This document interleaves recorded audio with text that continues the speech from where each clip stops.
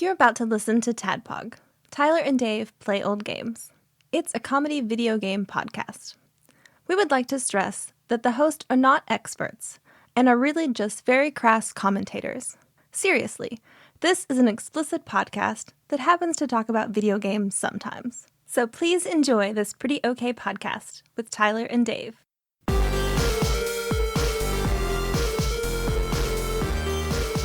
Hello, Internet. Hello! Welcome to TADPOG. Tyler and Dave and Ian play old games. Today we're playing one of the older games. Probably the oldest game we've done in a minute, probably.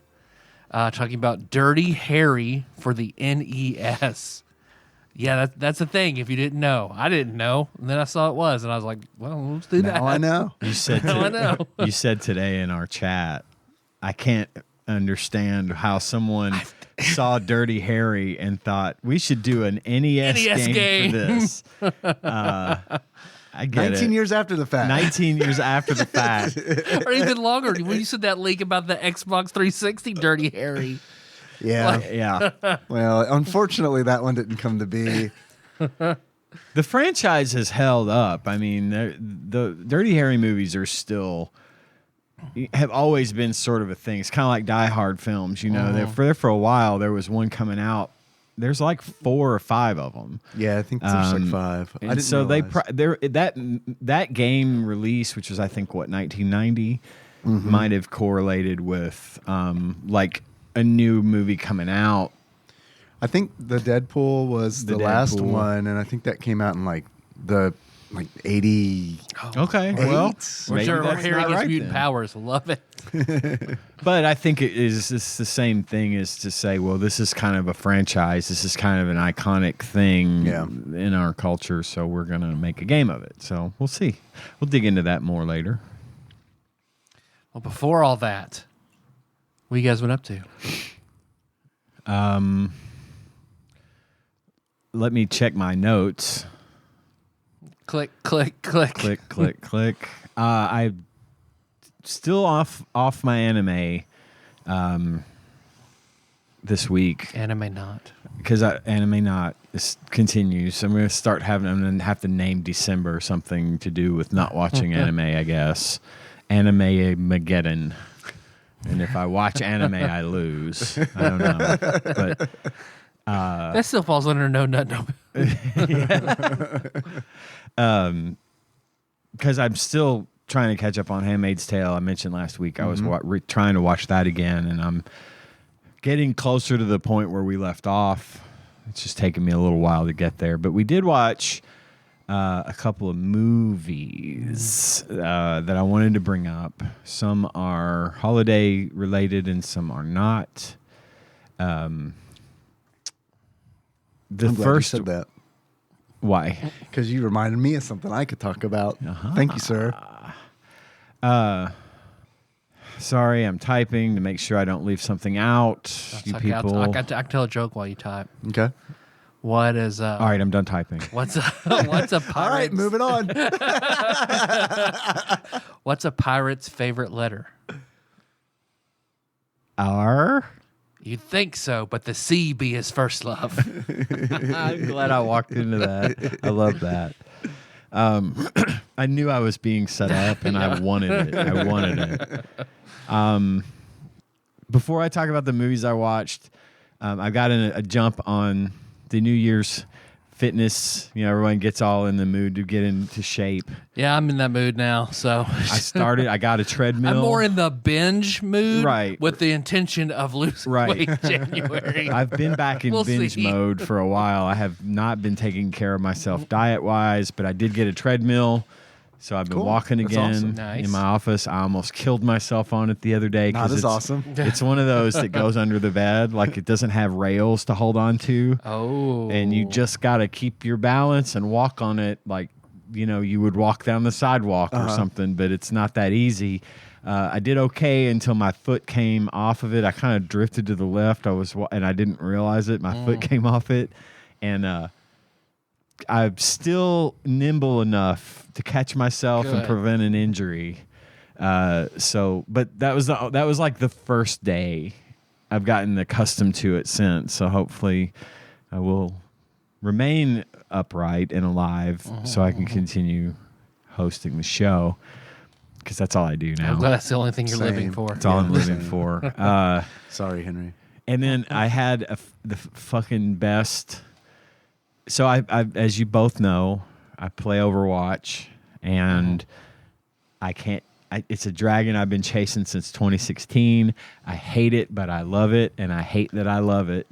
But Blizzard. It's Blizzard for you, and I can't help it. I play a lot.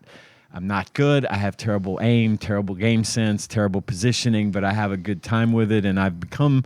It's like sex. Exactly, and I've become fairly adept with most of the heroes in that game, because I play the Mystery Heroes version of it, where every time you die, you get assigned a different hero, and you just got to step in and I like that. Do it. And it's the most fun I ever have. I like playing the standard mode where I pick a hero and I can stay that hero, but Mystery Heroes is more entertaining, and it's also like. It's kind of like the appeal of listening to the radio. You don't really know what the song is coming on next, but sometimes the DJ will get into we'll get into a groove, and every song he plays just hits right, and that's the dragon I've been chasing. The pizza grease was just right on the stick. Exactly. Holes. I need holes. So I was playing last night in a Mystery Heroes match, and lately it's been just more often than not, especially in the evenings, it's just a stomping. Like, I play by myself. I don't team up with other people. And 9 times out of 10, I get put with 5 other random people, and then we get put against a team that's out there that's like a fucking platinum contenders, that have nothing better to do than to get in and fuck with people who are not as good as them. They all work at an ISP together. Probably. Something akin to that. God, I hate people like that. Anyway. Who are these? Who is this Prodigy clan? Who are these AOL guys? So a lot of times it's just a stomping, but sometimes the stars align just right, and I get into the zone, and I get into the zone where I am not necessarily playing at my best, but I'm zen. Yeah. And I have this awareness of what's going on around me in the game to where I cannot be defeated. And then on top of that, occasionally in a Mystery Heroes match, our team gets an amazing role, and everyone gets put into the correct position for their particular mentality. So, I'll be given it's Ka, and we become. I'll make that joke. We become Ka-Tet, and our Kef is aligned, and everything goes well. Can't ask Scott more Pilgrim game part 2 is going to take a turn. Last night, I got into this mode where I didn't care if I won or lost. I was just in it to have some fun and play, and I never get there. I'm so neurotic about it, and I always get so bent out of shape about it. Last night, I was like, fuck it. So we get into this match, and it was so much fun because I was laughing my ass off out loud at what was going on in this match. And Tanya looked over at me like I was insane. I was just cackling because at one point the match starts, and it's obviously this is a team against us. So it's one of the matches where you escort a payload, but the other team has to get to the payload first, and then they can start walking it to the end of the map. And every time they get to an objective, it adds 3 minutes to the timer for them to be able to do it, right? We go, they just walk through us. They just destroy us and get immediately to the payload. And I get respawn back at spawn point, and I walk up, and Reinhardt is the great big guy with the shield. Uh-huh. He swings a hammer, and he also has like a fire attack that he can like swoop and shoot a big fireball out ahead of him. I walk up to where the payload's at. They've captured the payload. It's getting ready to start moving. I walk up. He's the only one there, and he's standing on the payload with his shield up. And so I just walk up into the middle of the street and stop and stare at him.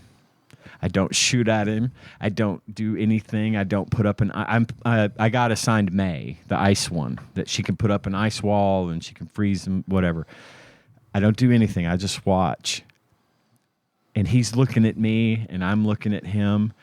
And I simply turn my back to him and walk back to spawn and pick up the rest of my team. And then I turn around. I don't walk all the way back to spawn. I just turn around. And then I turn around and go back and get back into the fight because someone pops in and I start fighting. And I'm kind of taken out. I took out a couple of them, whatever. Then they got me again. And now they're just moving the payload. Everyone on my team, they're not waiting for it to group up. They're just running out one at a time.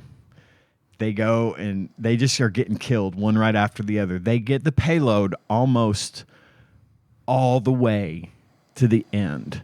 I mean, I shit you not, they are a centimeter away from getting the payload to the end.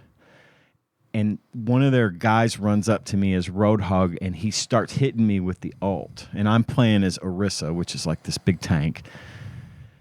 Tries to knock me off the edge of the map, but doesn't succeed. And he gets so crazy about it, he forgets about the payload and starts going and trying to kill my other teammates. They try to run up to the door of our spawn so they can just kill us as we're coming out. And the payload stops moving. So I run. He does not knock me off. I manage to defend, and he doesn't knock me off. I go around and start standing next to the payload, and then I kill him and his buddies from behind. And now they have to come back to try to move the payload, and now they're way on the other side of the map. At this point, the rest of my team spawns healers. So it's me and like 4 healers. And there's still like almost 6 full minutes left in this game. And then I get good. They come at me and I just start murdering them. And I'm hiding behind the payload and I'm dodging and weaving and they cannot get me. And I cannot be killed because I've got 4 healers focused on me.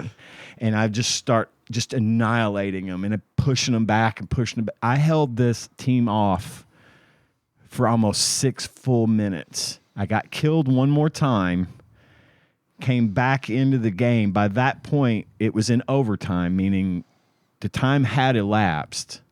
And now all we had to do was get them away from the payload long enough for the overtime clock to just drop down, and then the game ends and we win.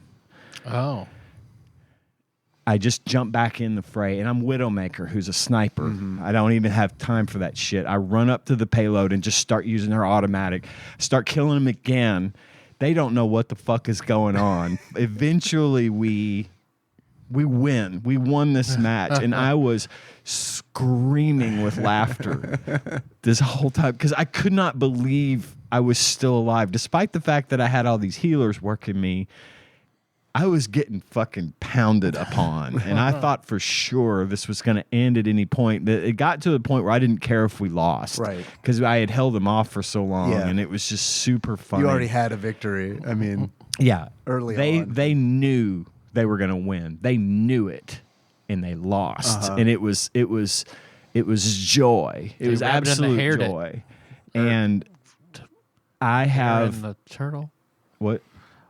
Tortoise in the hair? Tortoise in the hair. Oh, Thank yes. you. Tortoise in the Slow hair. and steady wins the race. If anyone wants to watch the replay of this match, You've got it? the code is... Can we put it in the show you notes? You can put the code in the show notes. If you have Overwatch, you can just jump in and go and load up a replay using this code. Oh, okay. It'll play my game. It gives you like a third-person ability to just fly around as you wish. My gamer tag is Orumaito.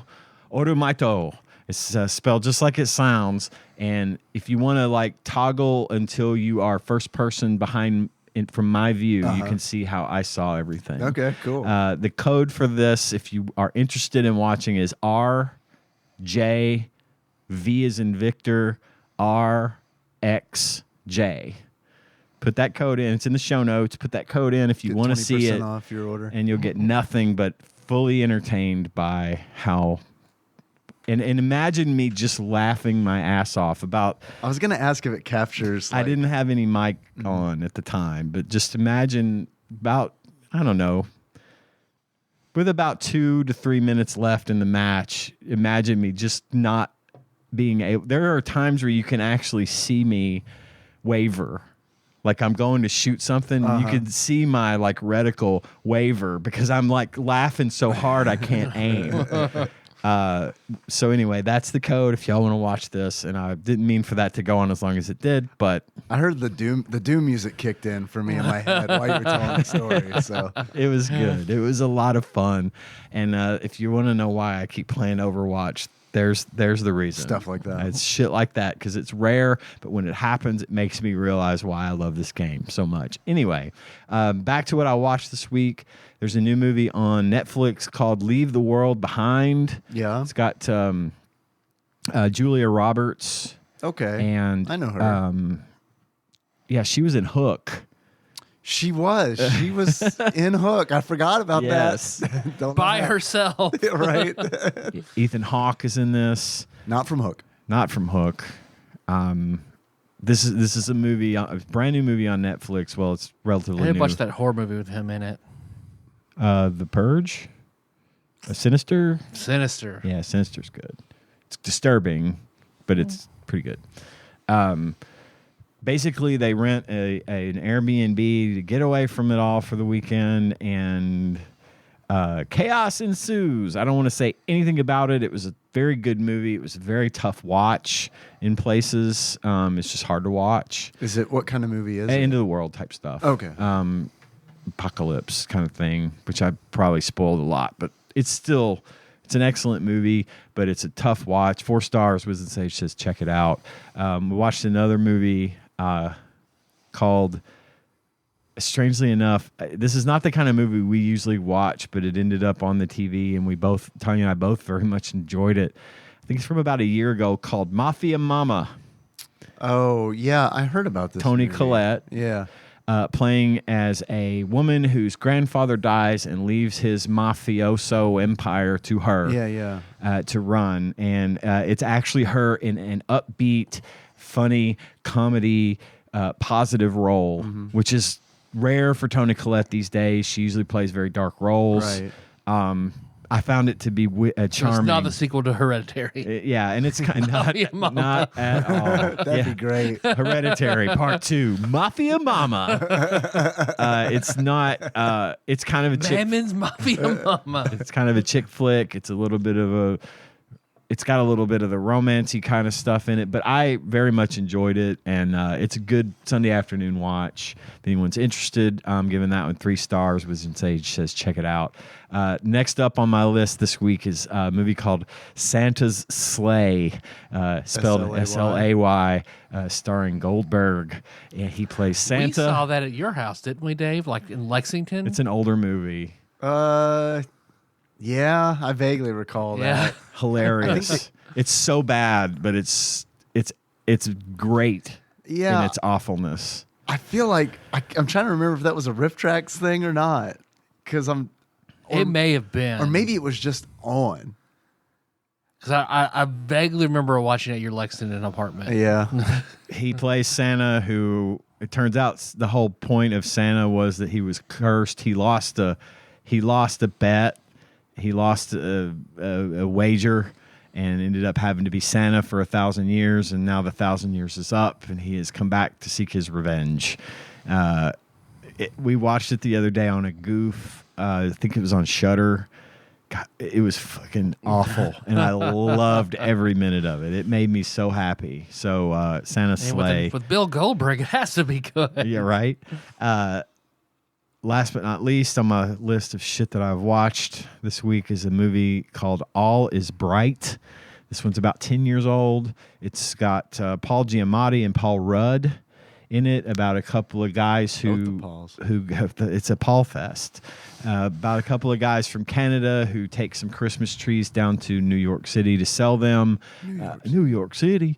And it's a heartwarming, it's a very feel-good, heartwarming movie. It's not like my usual fare. It's not horror or action. It's just it's a good holiday movie. Made me cry a little bit. Yeah. So if you're in the mood for that, All Is Bright, 4 stars was insane. Just check it out.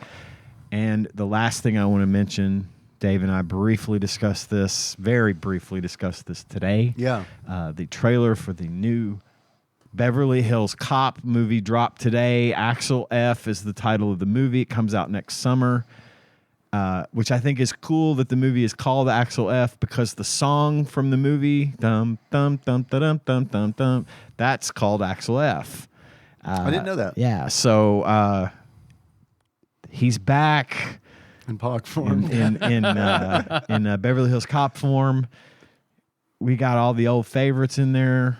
The most of the people that are still alive are in the movie. Judge Reinhold is in it. The guy that played his friend there, Paul, another Paul. F. Tompkins. Nope. Man, that's The one from Mad About You. Paul Reiser is in Paul it. Reiser. He was in the originals as well. Kramer's next door neighbor? Across the hall neighbor? Yep. Oh, Sublitter. Something like There we- that. I'm trying to remember where I thought he was in the apartment Jerry was in before Jerry moved in. oh, is that right? Yeah. I didn't know that. I didn't watch Seinfeld very religiously.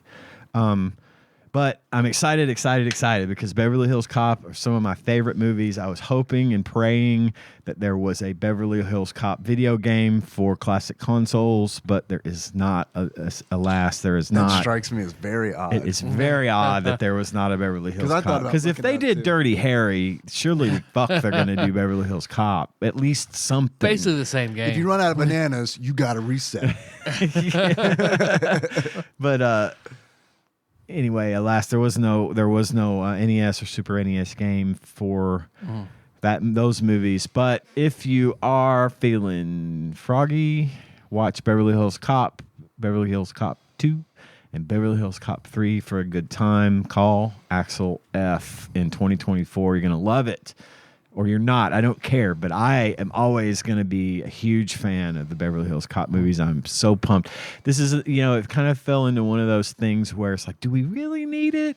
No, we don't. But I'm glad we're getting it because this is one of those that really made an impact on me. And I was I still am really such a huge Eddie Murphy fan that it's nice to see him kind of getting back to some of his roots and some of the stuff that's not necessarily, and I have nothing against him doing the family films and the comedies and stuff. He's a funny dude and he's a great guy. Pluto Nash. Yeah, Pluto Nash, easily his greatest movie. There's a Pluto Nash video game. Has to be. He was going to be in Ghostbusters and couldn't. Yeah. And I want to say it's because of Beverly Hills Cop. Yeah. That he couldn't be. It was either that or 48 Hours, I want to say. But As interesting, as much as I would like to see the movie with Eddie Murphy, it's almost one of those where it's like, I'm glad Eddie Murphy wasn't in Ghostbusters because No. that would have been. I feel like that would have fundamentally changed. Oh yeah, too much pull toward Eddie would Murphy. have It would've been, changed. and I think that may have been He part would of have the Steve Urkel problem. did. Yeah, I think that was going to be part of the problem is that I don't think he was going to be happy with a sort of a supporting role. This was Ernie Hudson, right? That played in it originally, who just nailed it. He Right, is yeah, so totally. fucking right Yeah. for that role. And I just love Ernie Hudson anyway. There's no way Bill Murray and Eddie Murphy would have gotten along. yeah. That would have. I feel like that would have gone real bad. I don't know if that's the case or not. I know that Bill Murray and Chevy Chase did not get Right. along. No one, Chevy Chase and everyone don't get along. Right, exactly. I want the John Belushi, Eddie Murphy version of Ghostbusters. I want to see that. Yeah. Not saying it should be the Ghostbusters, but I just want to see how different that movie And John would have Candy been somewhere in there. if That's those, Slimer. There's one other thing I wanted to mention, and I apologize for taking up everyone's time this afternoon, this evening. Ghostbusters, but it's the cast of WKRP in Cincinnati.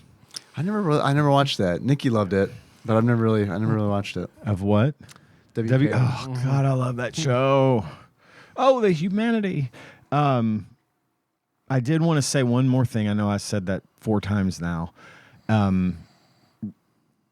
Rest in peace, Andre Braugher. Yeah, God, Andre man. Braugher passed away. He was in Brooklyn Nine-Nine. Captain He was in Holt. Glory. Oh, whoa. Yeah. Really? He was one of my faves. 61. There's been very few things What I've happened? seen him in. I No don't one know really yet. knows. They They haven't said brief said. illness. Yeah, a brief illness is Wow. all his family said. Was Holy they didn't shit. elaborate, but I really like the guy. I very rarely saw him in something where I wasn't like, ooh, this is probably going to be pretty good because Yeah. he's in it. I just wanted to shout that out, just to rest in peace for him, because I feel like we've lost somebody very important to the community, to the acting community here, because he always brought it 100%. There was never anything I saw him in that he wasn't just super convincing. The first thing I ever saw him in was his first movie, which was Glory, with Denzel Washington. If you haven't seen Glory, you need to fucking watch it. I think it should be required for children in school when learning about the Civil War. I think it should be a required viewing. But anyway, I think Captain Holt is one of the best characters in sitcom history. yeah, Like, agreed. hands down. Agreed. Okay. That was the son of John texting all of us. John is on his way, but he's going to be here later, so maybe not even till the second half. We'll see. Stay tuned. Glad we didn't wait, John. I'm messing with you, buddy. I hope your son's performance Christmas show went well. I have one of those. Ooh, shit! I got one of those to go to next week. I'm glad that happened because I would have forgotten, and I don't know if I would have been reminded about that. Like a passive aggressive. Oh, you didn't remember? I told you about it several months ago. I hope there's a Wolverine at Henry's. I hope that kid just goes to every school performance dressed as Wolverine. So I've talked for 20 minutes. How about somebody else talk for a while? Dave, what you Okay. have to? Just reading / listening to Wizard and Glass. Hell yeah. Hell yeah. I'm about 3/4 of the way through that. So Are you enjoying it? I am. Good. Yeah, I am. I want to see how it ends, though. Yep. I know I will say that it gets to that point where it's like, all right, dude, come on. Yeah, Come on. Yeah. Get to the point. Yeah. Yeah, he drags that one out. yes. I mean, A lot. yeah. I admit, having said how much I love that book 100 times in the past, he drags it out too long. You're absolutely right. I am enjoying it, but knowing. I shouldn't say knowing. I am enjoying it, but getting the feeling. But since this is something that's happened before the other books, I kind of get the feeling that some of it is important and is going to come back up. But I also get the feeling that maybe a lot of it isn't. So I don't know. That's the rational part of my brain is like, man, how much of this do you need to absorb? And how much of it can you not? It's like you want to raise your hand in class. Is this going to be on the test? Yeah, but I am enjoying it. It is.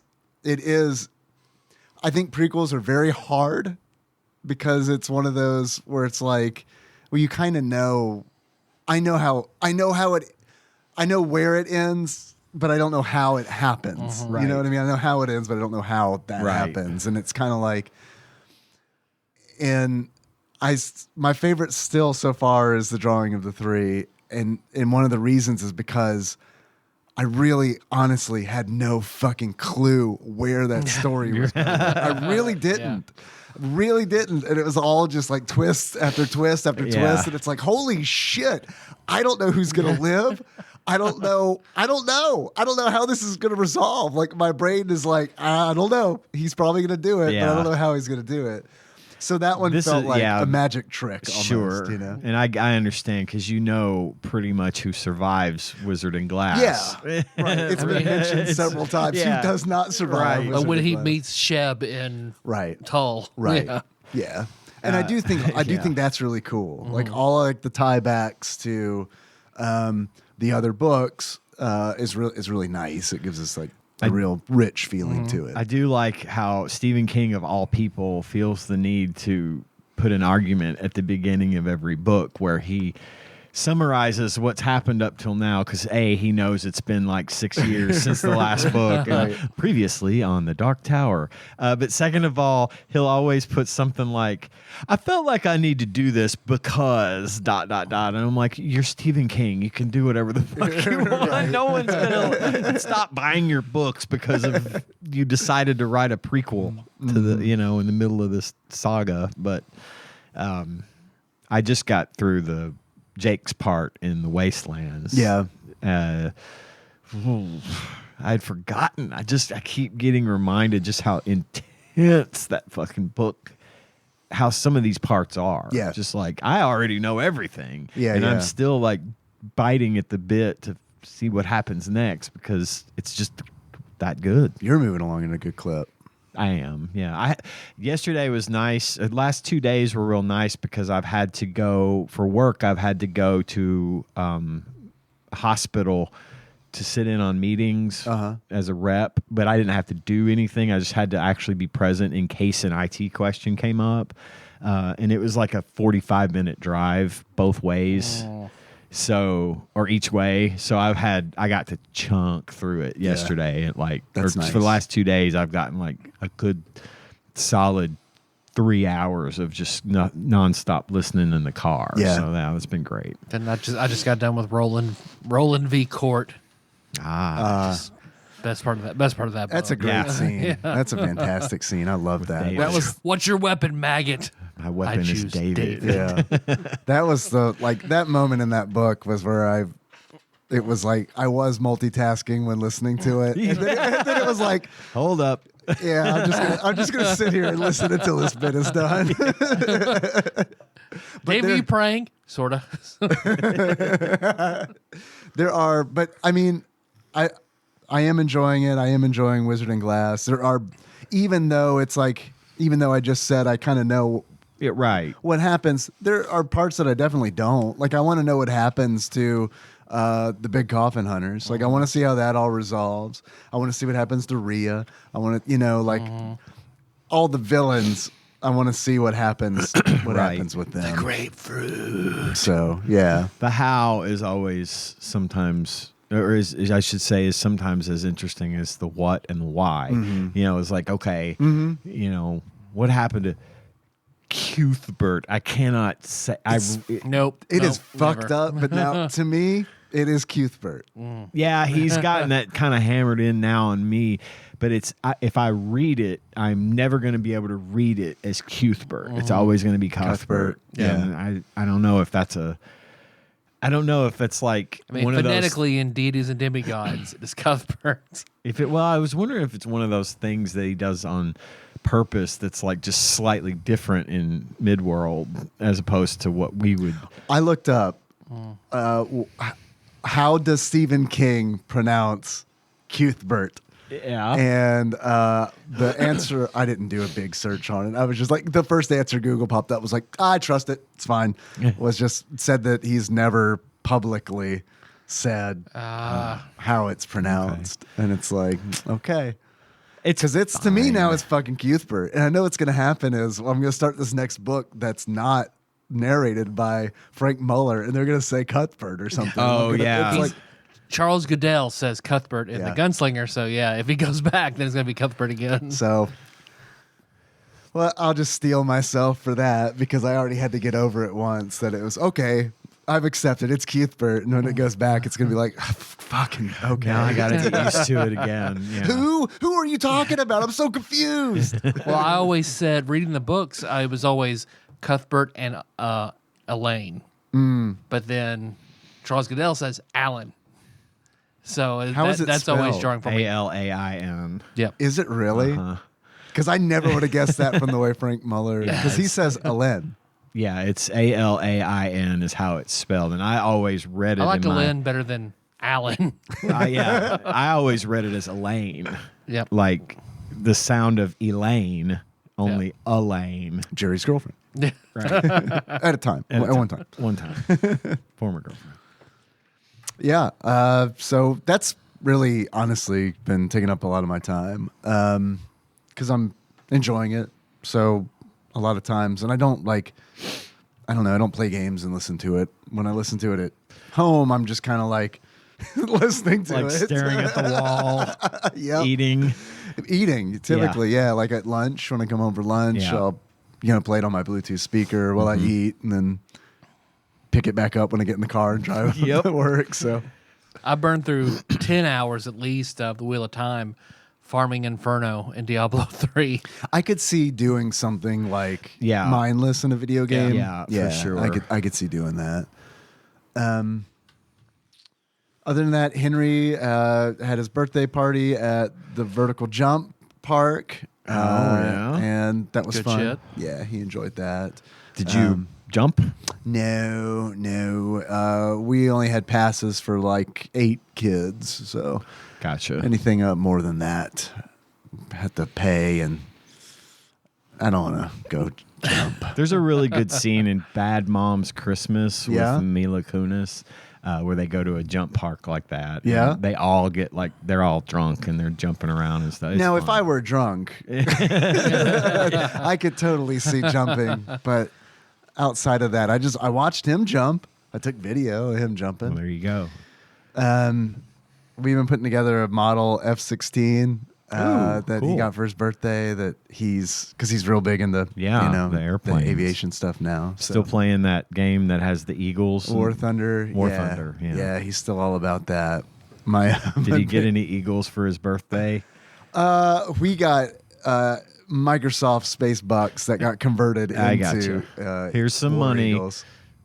Blow it all in one place. When he opened it immediately, it was like, I know what I'm getting with this. And I was like, I know what you're getting with that too. Right. $25 worth of video game currency that you're going to spend immediately. Yes. That's what's fun about it. Yeah. Yeah. So it's nice to, you're right. That is what's fun about it. Other than that, I've watched Elf for the first time in my life. Not my favorite. It's pretty okay. It's all right. It's all right. But I've seen it enough. I saw it once and then I saw it again and I'm good. I'm glad I saw it. Yeah. It's one you should watch, but it's not in my top.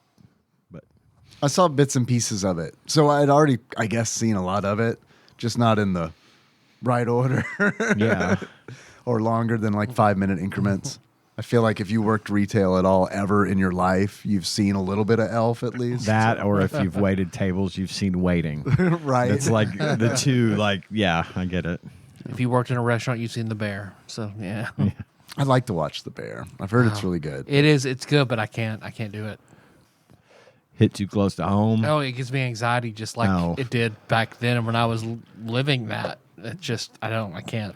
Tanya, It's like, man, this is so good. It's so much like it. It's too good. I don't want to It's be too in much this. like it. I I'm left going this back for a reason. why I left. Yep. Tanya was the same way about Waiting. The one with Ryan Reynolds. It's an older movie, but she was that way. She's like, I can't. It's just too real. It's too much like the real thing. And I'm Dan like, Cook? and then I was like, no, please tell me that's not true. And she's like, it is. I'm like, Yeah, it is. gross. There's so much gross. Yeah. I saw that one once, and I liked it okay. Yeah, it was good. It's a little dated. It came on the other sure day, it and we were is. watching it, and I'm like, that's Deadpool. And he is 12. It's like, I actually saw him in a show when he was 12. What was that show? It was some Canadian thing. Oh, no, actually, the show was called 13. And I think he was the youngest one in it, but he was just like 10 or 11 years old. Wow. Yeah. The closest experience I guess I've ever had to waiting was when Ramon and I both worked at Huddle House in college. And I don't know if it wasn't me. I don't know if it was Ramon that walked in on it or not. It might have been. Walked into the walk-in cooler to one of our friends who was a server. I mean, getting an all-out sloppy blowjob from the gross waitress, like leaned back on the produce boxes, like He was or she was? he was. He was. Let's say, yeah, I've tried to visualize this, and I need to know who was leaning back on the So his produce box. foot was up on the third shelf, Right. you see. Yeah. She was leaned back on the produce boxes. Okay, now, and how gross? I mean, the dichotomy was like, dude, what are you doing? How gross for someone who And has it's low not like standards. she was like she was also just like mean. So Okay. I mean, how mean might have could been she it. be? I mean, her last name was Dong, though. So Sounds pretty nice to me. Yeah. I don't know. I guess it's all She about seems context.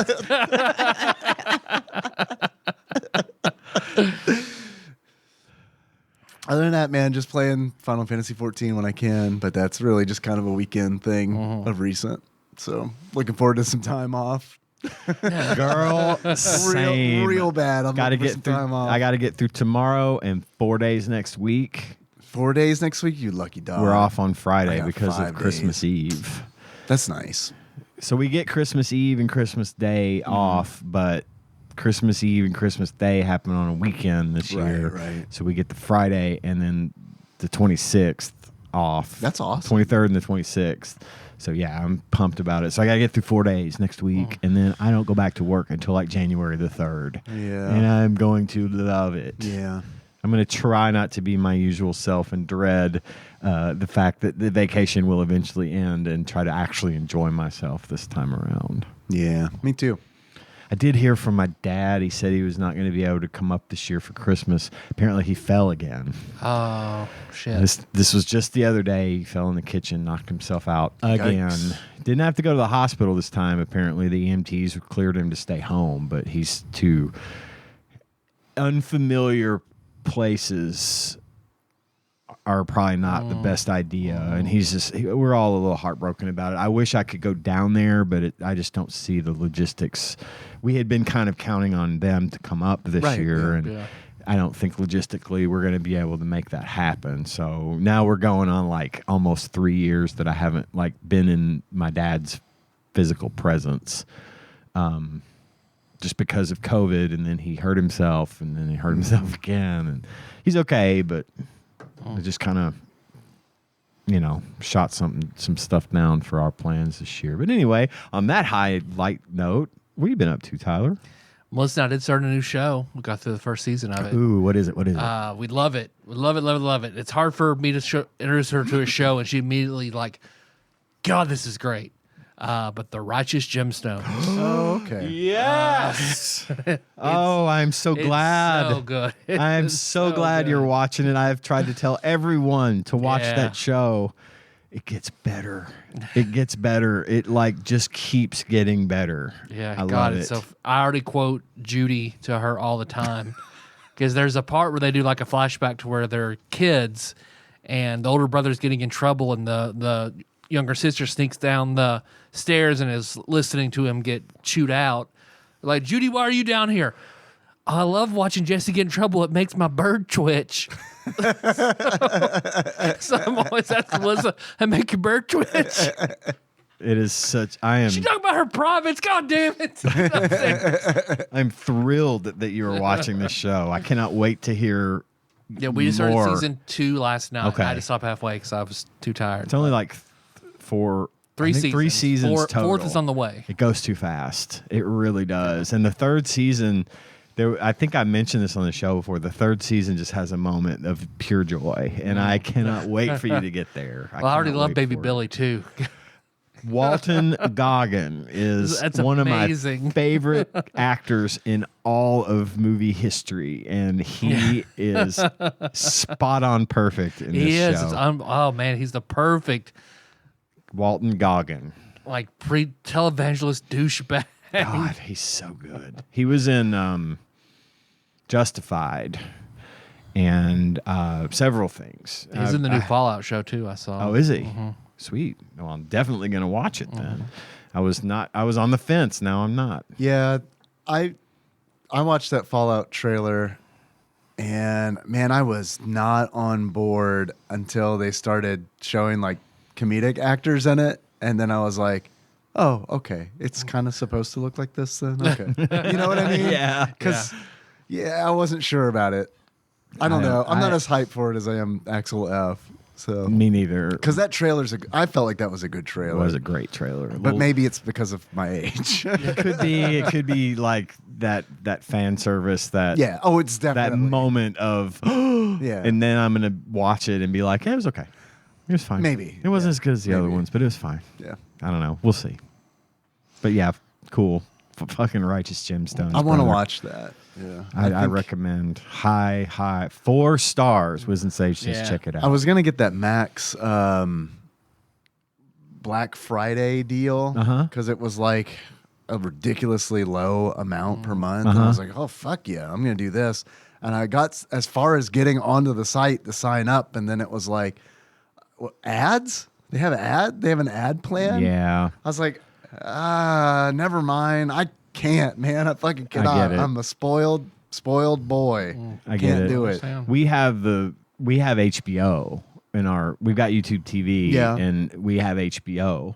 And when you have HBO, you get it. max access for nothing. So Yeah. I I just bought there's it. nothing but extra. I bought it long enough to get through Righteous Gemstones, and I'll just. Yeah, I might do that too. subscribe. But honestly, what I think I'm going to do is cancel Paramount Plus because I honestly can't remember what I watched last on it. It might have been like Cliffhanger or something. I don't know. I think I watched something for the show on it. We watch Paranormal Activities on there a lot, the Paranormal Activity movies, and of course all the Star Trek is on there, which is obviously my jam. Yeah. But we also get it. It's included with my That's cell bundled phone in, too. package, so Oh. I can just have it. I pay an extra $2 or $3 a month to have the ad-free option, but they cover the biggest part of that. So I don't feel as bad about not watching it Right. because I don't have to pay as much to have it. Right. so. Yeah. Well, Ian, didn't you get a special draft request? I did. Our good friend Kana requested in the Discord that we do a draft of Christmas songs. And I, without hesitation, promised her that we would do that. So we're going to do a draft of Christmas songs. I also Okay. brought snacks, Okay. which we can eat after the draft, or if you want to go into a third segment tonight, we can, but it's just snacks. So Okay. it's nothing special. I'm okay to do snacks whenever. Let's do it after the draft. Okay. After we burn up all of our energy on a draft, we can replenish Right. said energy with snacks. Right. Sounds good. Okay. Dave, you can pick two numbers, 2 and 5. 2 and 5. Ian, 1 and 4. 1 and 4. 1. Ian. Last Christmas by Wham. Good pick. Good answer. Good answer. Good Good answer. answer. I'd like to have this is an actual draft. So Ian, me, Dave. Last Christmas. And I promise I won't play Last Christmas as the transition and Whamageddon everyone out of existence. I promise I will not do that. I thought about doing that last year, and I thought better of it. You could do a cover. I could. Actually, I already know what I'm going to do for this week's transition, so you just have to wait and see. Mariah Carey's All I Want for Christmas Is You. That was going to be my number 2. That was going to be, either my 1 or 2, depending on how it played out. Everybody shits on that song, but it's a great song. Yeah. I like love it. that song. Yeah. I Makes like her $2 million a year for a reason. Yeah. I mean, I think it's fun to joke about. But yeah, I like it. I think what I like about it is that I've lived in a time where an honest to God Christmas classic was written and Yeah. performed. You know what I Yeah. mean? Because everything else seems like it's much older than that. Yeah. And it's like, well, this one, I was alive when this one was new. COVID, 9/11, and Mariah Carey's All I Want for Christmas. I mean, yeah. I have to do a little. There's titles of songs that I know, but I want to make sure I have the titles right. So bear with me while you guys continue. I'll do Jingle Bell Rock. Good shit. So what, after 65 years, finally hit number 1? I don't know. Is that Is that what I'm thinking of? Whoever This one goes jingle bell, jingle bell, jingle right. bell rock. I can't think of what it's that or I'll have to What's think the about question? I'm sorry. it. Something that was written 65 years ago finally hit number 1, a Christmas song, and the woman's still alive. She recorded it when she was 13, and then it just now hit number 1. Oh, okay. No, I don't know that one.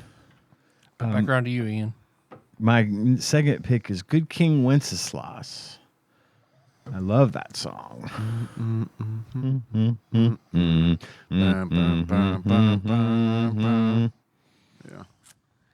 I don't know what it's called, but the one the Trans-Siberian Orchestra does. Yeah. It's the Nutcracker. Oh, okay. Dum-ba-da-dum-bum-bum-bum-bum-bum. Is that the one you're talking about? No, because that's the one of the ones Electric they Light do. Dun, dun, dun, dun, dun, dun, dun, dun, dun. Oh, That's Carol of the Bells. Yeah. Yes, Carol of the Carol Bells. of the Bells. Yes. Trans-Siberian Orchestra, Carol of the Bells. I'll go with Rudolph the Red-Nosed Reindeer. He had a very shiny nose. Excellent. Ian, number 3. Yes. One moment while I. It's got its own cartoon or stop motion animation. Rudolph does. Oh yeah, it does. Rankin and Bass. I'm just saying words. There's a song. Yeah, Rocking Around the Christmas Tree. That's what I'm thinking of. That's the one. Yep. Rocking around Christmas tree. Brenda Lee when she was 13 in 1958. And it just hit number 1. Thanks to Home Alone, right? Probably. I was going to say probably thanks to Home Alone. Isn't it? That's in Home Alone, right? That's the song that's playing when he's got all the cardboard Yes. cutouts and stuff. Yes. Absolutely. The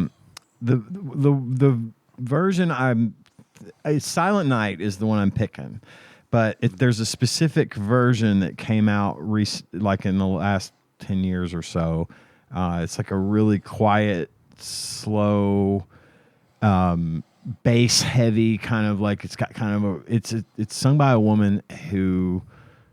Her name eludes me. I can't remember who sings it, but that version of Silent Night is what I was getting at. Ashley Simpson is who you're thinking of, I'm pretty sure. It's not Ashley Simpson. Silent Night? It's Did she perform Silent Night? Probably. I'm about to say, is this like a pop culture black hole in my who's the woman that does the Poor Animal commercials? Sarah McLachlan? It's not Sarah McLachlan, is it? And I don't know. Because doesn't she do the In the Eyes of an Angel? Maybe it's Sarah McLachlan. I mean, I don't. Where's John? I wish John were here to answer John? this question. We'll ask him when he gets here. He'll be You're confused. late. It'll be great. It'll come to me at some point in the middle of On the your way Dirty home. Harry part, and Yeah. I'll scream it out, and you'll be like, God, what? My number 3, I guess I'm going to pick Rocking Around the Christmas Tree. Good pick. Dave, number 3. I'll do a part 2, I guess, to my Rankin Bass, and go with Frosty the Snowman. Jingle Bells. Yeah. It's a good one to And sing the with Joker kids. got away. Kids Yeah. love it. Yeah, and there's versions. There's the Batman Yeah, yeah. Smells version. Uh-huh. Yeah, all that stuff. Yeah. Jingle Bells. Classic. Maybe it was Jewel. No. Continue. I saw Mommy Kissing Santa Claus. Sounds dramatic. I like a good cuckolding on Christmas. Sounds complex. Because when SNL did that, where it was the kid singing it, and then it pans over to the dad, like in the cuck chair in the corner with like less of whiskey. But Dad was there, and he had a weird smile on his face.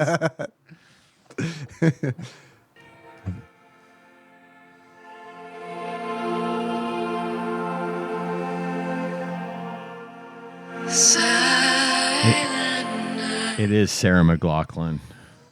Sorry. Not sorry.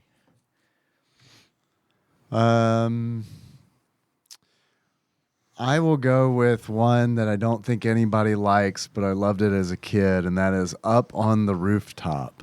I like that song. Because I liked thinking about the reindeer up on my roof.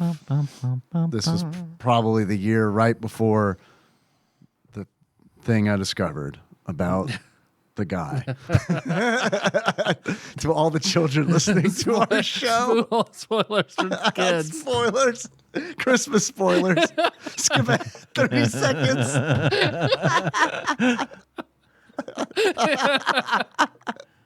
Spoilers for your innocence.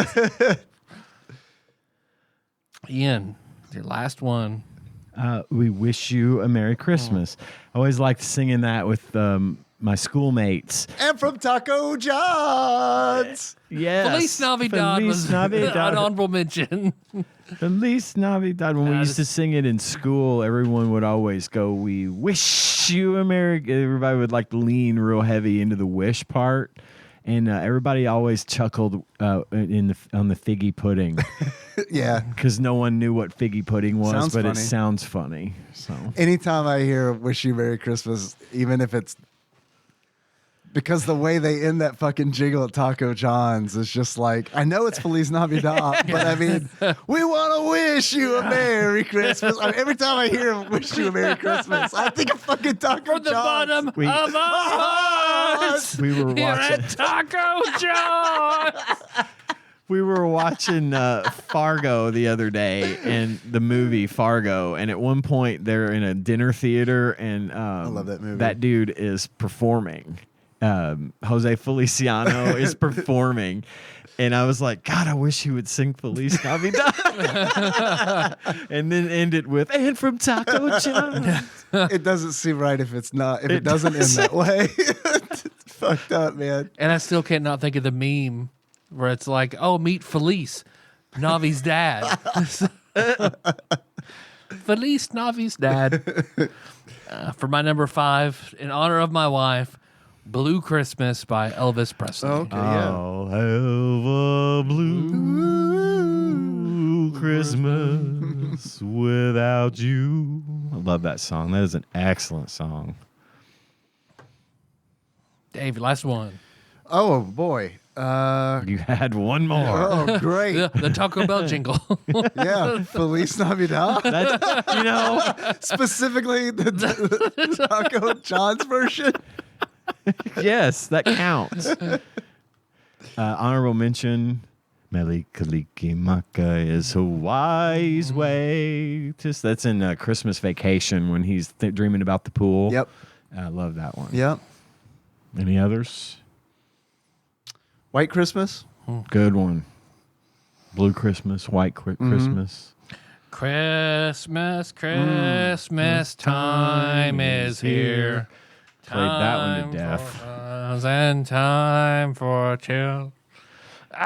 Alfred! Me, I want a hula hoop. We can hardly stand the wait. Please, Christmas, don't be late. I just want a week off. I'll buy Alvin so many goddamn hula hoops. I just want a week off. He can have a hula hoop for every day I'm off work. Hell yes. Santa Baby. That's also a good Ooh, one. good one. Just looking for any that I really recognize on this list. Anyone out there who's Grandma got run over by a reindeer. Oh, that's funny. yeah. Yeah, that's a good one. Anyone who's got a Spotify account that you like share out playlists from, if you want to make a Christmas list and send it my way, we'll put it up on the Discord for everyone to enjoy. 2,000 Miles by the Pretenders is a Christmas song. I don't know that song, I don't think. How's it go? If I would No, walk. that's not that. No, that's not it?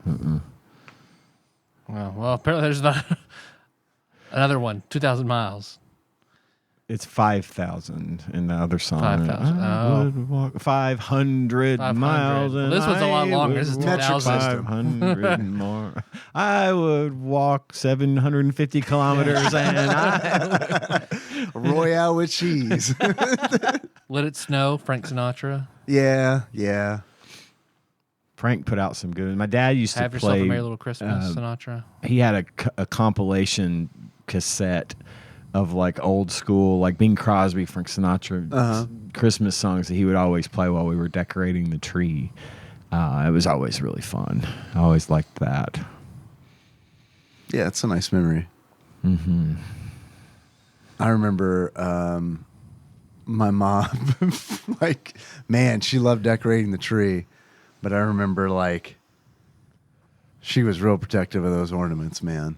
Oh yeah, Like real protective of those ornaments. they do be like that, and I mean moms and wives. My wife is very protective of our ornaments. She stresses about them constantly while they're on the tree because our dogs. She's afraid our dog's gonna wag her tail or something and knock some valuable shit.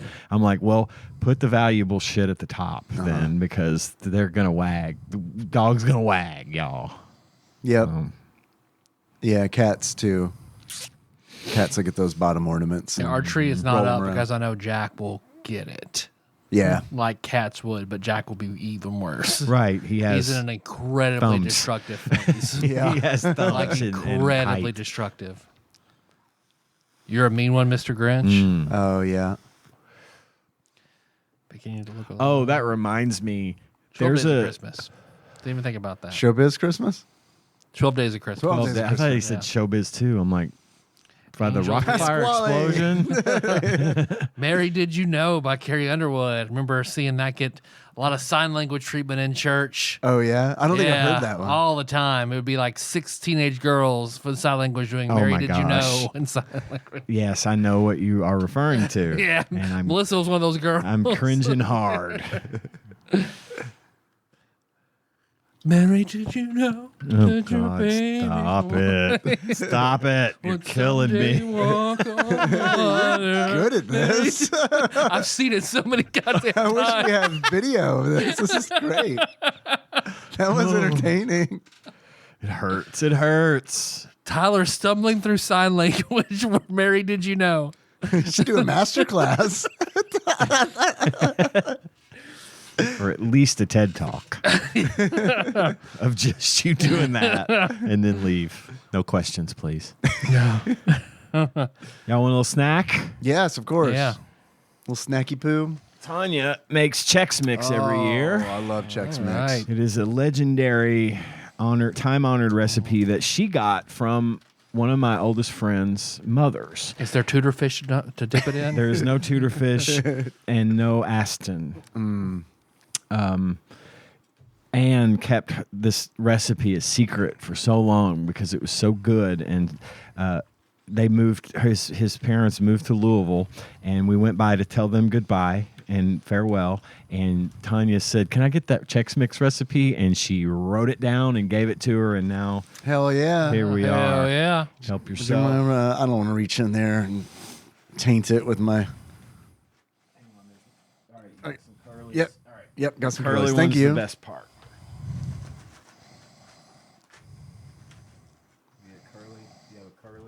What's a curly?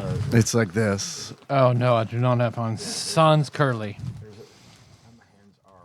What's the pasta that looks like this? Fusilli? Fusilli Jerry. Yeah, Yeah. it is. Fusilli. This is the main course. Okay. Tanya's legendary Chex Mix, to Okay. which John can attest, is quite delicious. He got 2 quart bags of it this year. It's good.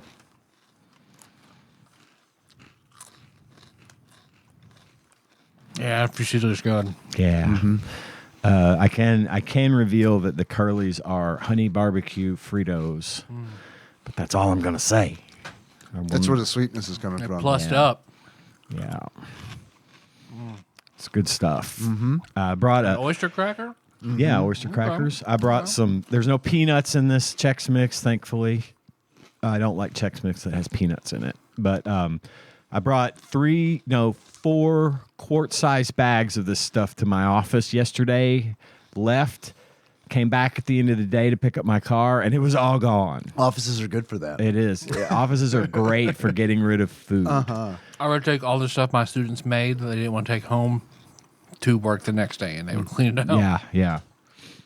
I have one more course. Little pig in a blanket. A pig in a blanket. How did you guess? I guess I'm just good at guessing pigs in a blanket. These are not homemade, but they are store-bought from Sam's Club, Well, Members Mark, sea salt caramel squares Oh, nice. with featuring dark chocolate. for the money, these things are fire. Go. Cheers. I should have taken a bite instead of eating it like it was sushi. Yeah, there's a lot. I almost put the whole thing in, yeah. They're Like dense. that nice lady at Waffle House. They're thick. It's got a good crunch of that Yeah. sea salt. Yeah. I like the sea salt. And now, Hey, there he is. John missed the snack phase of the show. It's still going on. Hey guys, it's John. Not on. Your mic's uh-oh. Oh. not on. Hang on. Which one did I say you were? 1 or 2? Say something. No, it's not 1. Yeah. Okay. I figured. How about now? For an hour and 5 minutes. Hello. Damn. Yeah. Sorry. You're on. Hello. Okay. Yeah. It's a long way from Sharp to from Heath to Sharp. John, I just introduced Tyler and Dave to Tanya's Chex Mix. Oh, dude, I ate like half a bag of that earlier today. There's the rest I of heard. it. You're the rest of the office. Oh no, John I got had his my own bag. Oh, yeah, that's right. Tanya set some aside just for him. There's also a dark chocolate sea salt caramel square here for you. Sweet. And we're just about to wrap up segment 1 Right on. and jump right into the game. How have you been? Okay. Yeah. Had a Vince. nice day off, which was sweet. That is nice. Yeah. We'll name 5 Christmas songs, but none of the 15 that we named. So first, guess the 15 that we named. Let's see if we can get how close. All right, just name- Christmas in Hollis. Okay. Hey, there you go. I wish I'd picked that one. That's an excellent. That's all I got. That's good. I'm glad. We didn't touch on that at all. You got one we didn't think of. We got I the think of sign any language others. version of. Mary, did you know? Thank you. Mary, did you know? Oh, He had the same reaction I did. It's like, yeah, I see it now. Yep. oh. That's really good caramel. It's even better caramel. Thank you. Somewhere my I whole see family the just eternal cringed. debate continues. Yes, it never ends. Well, do y'all want to jump into section 2 or Sure. what? Game talk time? Yeah, movie and game talk. Movie and game talk coming right up. I know you told me this, but I can't remember. What is it? Dirty Harry. Dirty Harry. Oh, I didn't even know there was a Dirty Harry game. There was. Like- So we you were didn't going to say either. movie. They made a movie for that NES game. Well, this is NES game. yes. Yeah. Okay. Okay. Stay tuned to find out more. You kin to that, hey, barber? What's your name, dude? Mart Eastwood. Clint Eastwood. What kind of stupid name is that? Okay, well, we're recording. I forgot I had 2 snacks to bring out, so I brought out for Melissa's family's Christmas. I made Christmas tree cake dip, which they have jumbo Christmas tree cakes now. So I used the jumbo Christmas tree cakes to make that. And then the other, because I normally take something weird to her family, like I took the spaghetti-o ring and stuff like that. So my weird thing, which isn't all that weird, is red hot applesauce. Okay. Oh, like Red Hots? Like the Like candy. red hots, yes. Oh, Okay. So it is, Okay. and then there's some spoons. that's what it sounds like to drink applesauce through a straw, I So- think. It's like an icy straw. So I strained applesauce and then in hot water melted red hots to get all the candy coating off the top. The chewy center doesn't, so then I strained out the chewy center and got the candy off of it and added lemon jello. Lemon Jello. Okay. Okay. So that's why it's set up a little more firm. Think so, me? Yeah. Yep. It smells good. It smells like Red smell Hots. good. Oh man, it does. It smells like a box of Red Hots. Red hot applesauce. Oh my God. I like that a lot. That is good. Dude. Oh, that is so good. Thank you. It tastes like moonshine. It does taste like moonshine. Like a, you know, like like a flavored moonshine. Absolutely. I think I've had this flavor of moonshine, actually. Man, It does kind of taste like apple pie, I'm doesn't it? serious. It tastes like apple pie Yeah, apple moonshine. pie You're moonshine. absolutely right. But instead of the alcohol doing the burning, it's the red hot. That is Yeah, really bravo. fucking good. Yeah, that's really good. Thank you. I got it from TikTok. That's how applesauce should be naturally. the lemon, like I wasn't sure when you said the lemon, but like it actually works really Yeah. well. I do love lemon. I love lemon. I love lemon. Liz Lemon I from love Liz Lemon. Liz Liz Lemonian frog. Lemon, Lemonian frog. Is that on the bingo card? Pretty sure it should be on the bingo card. But y'all want to talk about Dirty Harry? I want to try this other one you brought. Yeah, Yeah. you brought more. The Christmas tree cake dip. Dude, that stuff is good too. I want to try It's it. really good. Taryn, come on down. You have an I hour. think it's just you and me, brother. Okay. So what is it? I already ate it. So But I'll Christmas eat tree another one. cakes, Yeah, you know. cream cheese, Cool Whip. Cool Whip. Cool Whip. Whip. You're putting so much John emphasis does the on best the doing. Apparently so. I didn't notice about John. That's pretty good. All right. All right. And then you dip it with vanilla wafers. I like it, but I can't eat very much of it because it is very rich. So sweet. Man. Yeah. That was good, but the applesauce was the star of the show. I- I could eat that whole pan of that applesauce. And For I would real. probably not shit right for a month. Yeah, same thing. The Christmas shit so right. Shit You actually shit really well. Bro, I'm shitting so right. You know when you don't have that not so quite fresh feeling? That's not me. I feel amazing. I ain't eaten that much fruit in 10 years.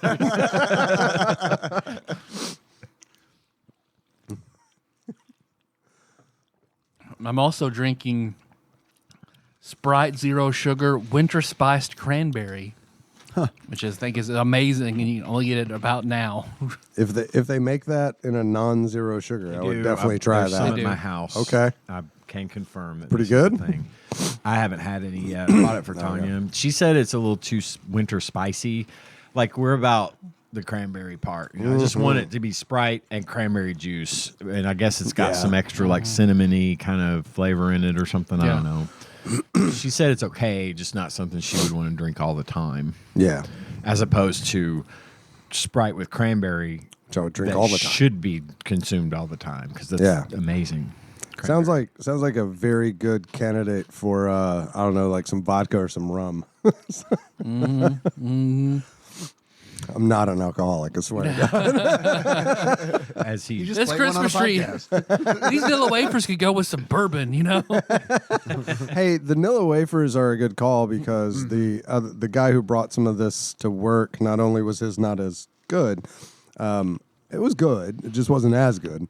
But he had graham crackers to dip it out with, had and I like tortilla the it was cool Ranch Doritos that you had to dip it out with. He had a lid from a Wendy's Frosty that we all shared. I ate mine on animal crackers at the office. Yeah, 'cause that's I already true. had some because That's I a good idea. bring animal Animal crackers crackers with is me good. just about everywhere I go. That's- except for here, and yeah, animal crackers was great because they're not very sweet. Yeah. but they got that perfect crunch to go with something like this. Yeah, that It's good like- consistency. Next time you make it, you need to Some of them put look like a bunch lions. of little animal crackers on top, like they're climbing over dancing it. around in the snow. Camels. Camels. Camels. Yeah. Could be. Could have a little nativity. Get the frosted ones because it's snowing. Jesus There is you lying. Jesus is the lion. Come on. And the, This and can the work. lamb. Oh, Is there a lamb? Is there a lamb we three animal kings. cracker? We three kings. I thought That's they were on my. bears.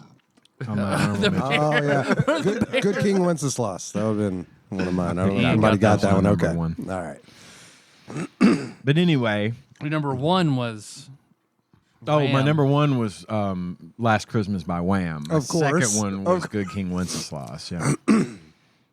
But we are here to talk about Dirty Harry. Dirty Harry Or Harry for Dirty. the NES. 1990 side-scrolling video game published by Mindscape and developed by Gray Matter. I had a game that was published by Mindscape on the PC, and I cannot remember what it was, but I played it a lot, whatever it was, because I remember that screen. logo? I remember the logo super well. Yeah, I didn't really look into what else they published, but I did look into because the developer was like, that sounds vaguely familiar. I feel like we've probably done some other video games that were developed by Gray Matter. And in fact, we have.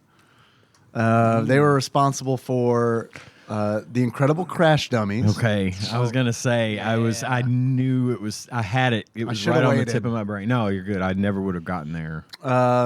They also, a fan favorite, a host favorite, developed The Terminator. I knew you were gonna say that. He looked right at me. Ooh.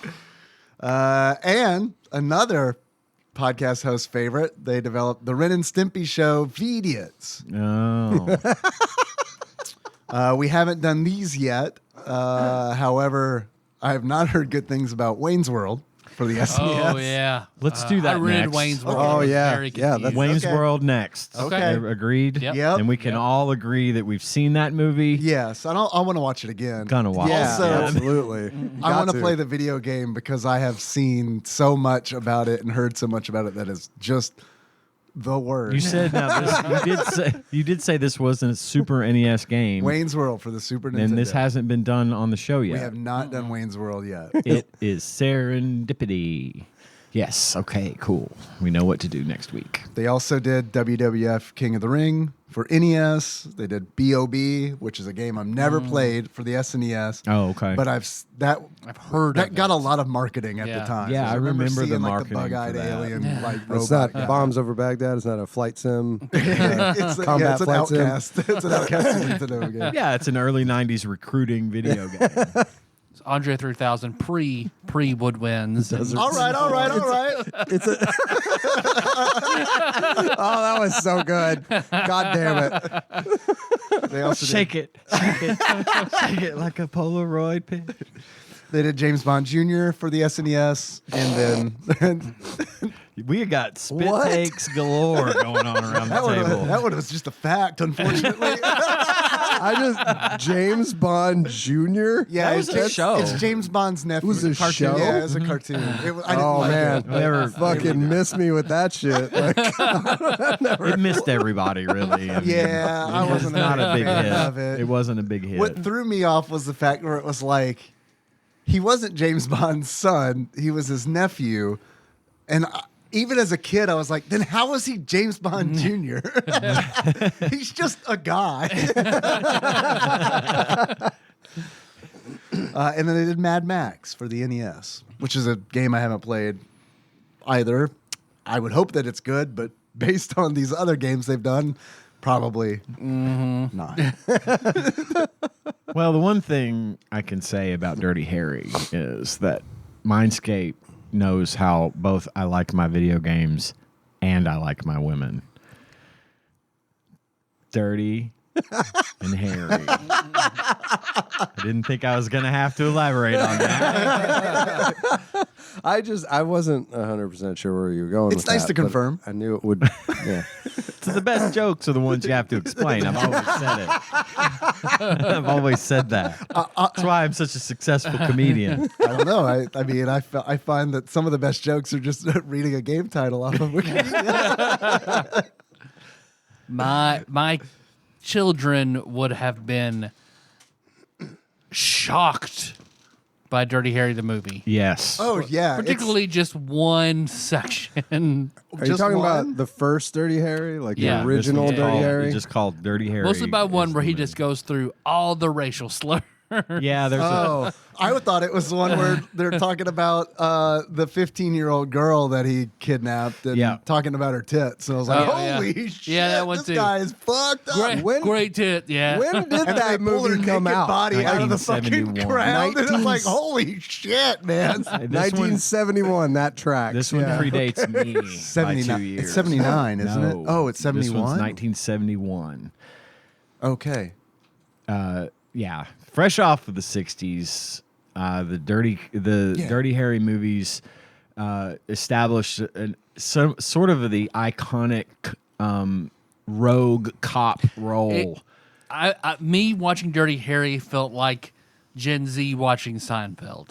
Because it's just like shit. I'm sure back then would have been like, oh man, but now it's like I've seen all of this, everything in this book is the basis for several tropes that we know today, including a lot of stuff from Die Hard. Right. You know, I mean, he just set that standard. This is Clint Eastwood I'm referring to, who, if you didn't know, if you've lived under a rock or don't know anything about movies, Clint Eastwood played the iconic role of Harry Callahan, a.k.a. Dirty Harry.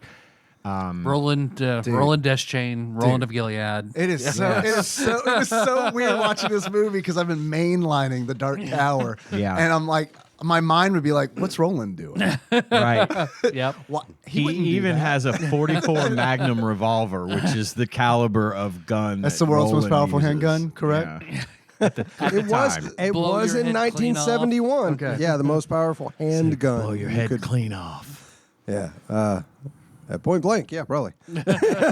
Maybe not clean off. There'd be something left. A little messy.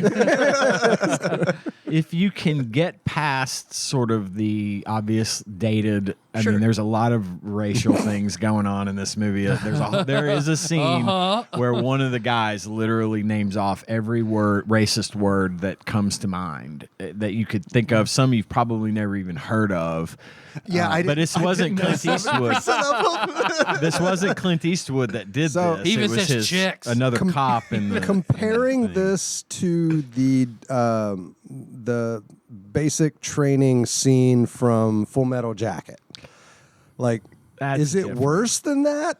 No, because this is brief, and I this think was a joke. It was just kind of a joke. It Yeah. was Okay. just sort of a, yeah, it was, and they were doing it It's at the kind of a joke in Full Metal Jacket too, but it's George supposed Carlin to be could have done it as a serious, bit. you know? yeah, Like, Yeah. it was kind of done at the expense of Dirty Harry's new partner, who Right. was Hispanic, who was Mexican, Oh, Right. okay. and they were fucking They were with him. fucking around. Harry hates everyone equally. I'm not All saying the it's blah, right. blah, blah, blah, blah. Yes. Okay. Yeah, that's very similar. Then. I'm not saying it's right, but it seemed like era and working class appropriate. You know what I mean? Yeah, Like it did. it very much felt It like felt the product I've- of its time. yeah. for I've sure. seen the original Dirty Harry movie, but it was a very long time ago. Well, and if you can get past some of the dated things, and I mean, again, and it's not that bad. I mean, as bad as some of the stuff I've seen, this is actually a really good movie. I liked and it. This was strangely enough, this was the one Dirty Harry movie that I had never seen. Oh, really? I've seen all the others. I thought Really I had excited. We all got to I see thought it for I the had first seen time. this That's one fucking crazy. because I love Dirty Harry movies. Sudden Yeah. Impact is my jam. That's Yeah. my favorite. I think it's like 1983 or 81. Anyway, I thought I had seen this one and I hadn't, so I watched it today and That's I the was one like, with Taya Leone, right? no. Huh? It's a Deep Impact Oh. reference. Ah, yes. See, the best jokes. yeah, Is that exactly. when Morgan Cuban Freeman's bee. president? Yeah. The best jokes are the ones you have to Sudden explain. Impact is the make my day. Go ahead, make my day. Yes, it is, and that's I think Ty Daly's in that. She's an actress that was in Cagney and Lacey, a cop show on CBS way back before y'all's time. I've heard of it. So this movie was actually really good, and again, it's like watching old Star Trek. If you just got to get past some of the dated stuff, I that love the dated stuff. but I mean, it really holds little well. suit. It's got this great kind of disco-ish soundtrack, kind of tropey cop action music, exactly that kind of thing, and it's really great movie. It's about a serial killer in Scorpio. San Francisco known as the Best Scorpio part of the whole Killer. goddamn movie. And I will tell I've you never this. heard of him or anybody talk about him, just Dirty Harry. know. But he was the best part I of know this he was movie. great, and he You know reminded who me- he was? The guy that played the Scorpio Killer was none other than I wrote his name down, so I made sure to get it right. I just got to find it. Andrew Robinson. No shit. He was Garrick. most well known as his role as Garrick in Deep Space Nine, Star yeah. Trek Deep I Space saw Nine. that because I looked him up on IMDb. He also played. Was he? Oh. He also played the. It's a big deal to me and Ross, okay? He also played the father of in the Hellraiser, the first Hellraiser movie. He's got a very unique face. Yeah. And I was watching the movie and I was A lot like, of people say that about me. well, it was so Most long ago. podcasters. It was so long ago that he was so much younger. And I was like, It wasn't, God, I've seen this guy. Where the fuck have I seen this guy? he wasn't Looked it in up. full face Cardassian Right, makeup exactly. either. He should have gotten a Best Supporting Actor. He was amazing. He would have made a Yes. great Joker. That's what I kept thinking of the Yeah. whole Oh, time. yeah, where it's like, for sure. because I mean, there's parts where he's like laughing, and He's it's like, crazy. holy shit, this dude is fucking.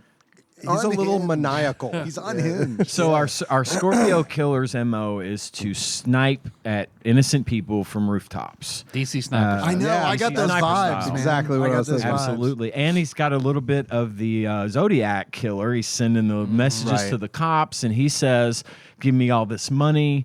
Or I'm Which is gonna. cute. Because He another wants way money. that it's stated, where are we going to come up with $100,000? Oh my God! We're the city of San Francisco. We can't do that.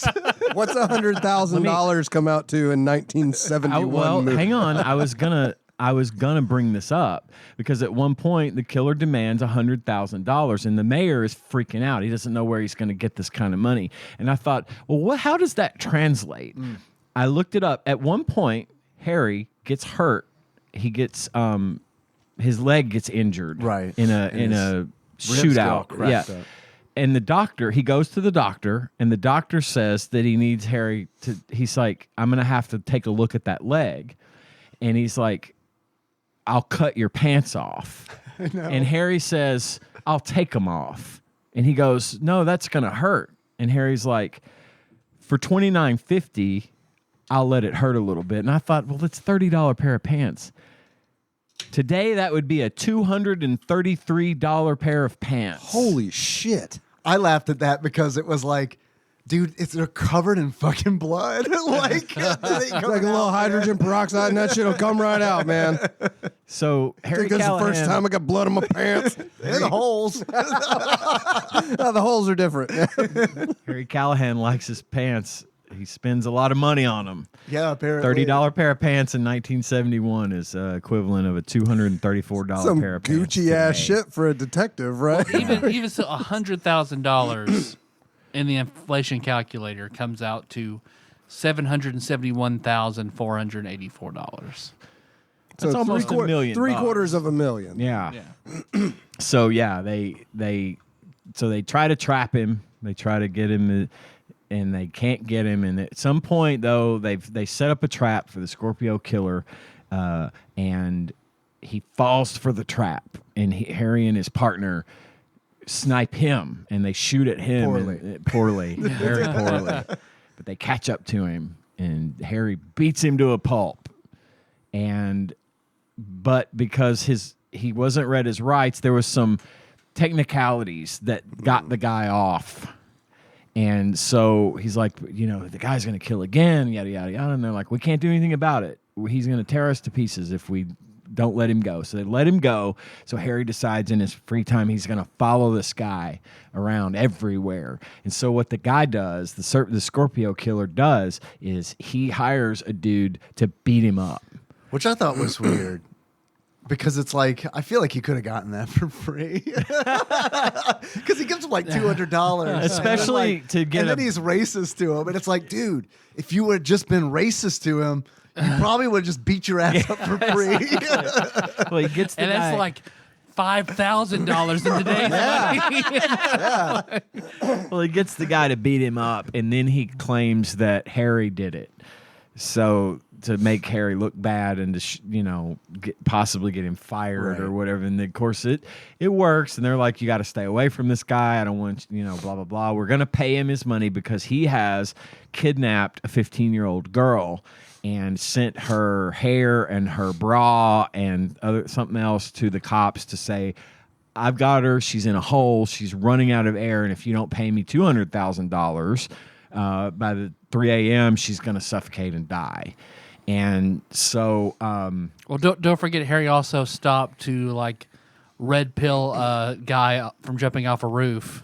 Oh yes, like that's whenever I saw that, I was like, this pacing feels a little weird. This feels like a weird side quest. And it also shows you that, police really are split in too many directions. I liked it. I did too. Because it was just like, funny. it was so weird and abrupt, but I liked where it's like, all right, man, this feels like an episode of Cops all of a sudden. Because it's like, all right, we're going to do this now. Okay. They do that unnecessarily to explain why he is called Dirty Harry. And the whole reason is because he gets the worst jobs. He gets all the dirty jobs, and they have him do all the shit that no one else wants to do. Since he's so Hot Mary, tits, yeah. But anyway, that's a great scene. Where these alley men start beating him up because he's peeping in on. Stop looking at Hot Mary. Right. He was so he was chasing the Scorpio killer. Who he thought was. A Scorpio killer. They were looking for him, and they couldn't find him, and they saw a guy carrying a similar suitcase or a bag or whatever it was.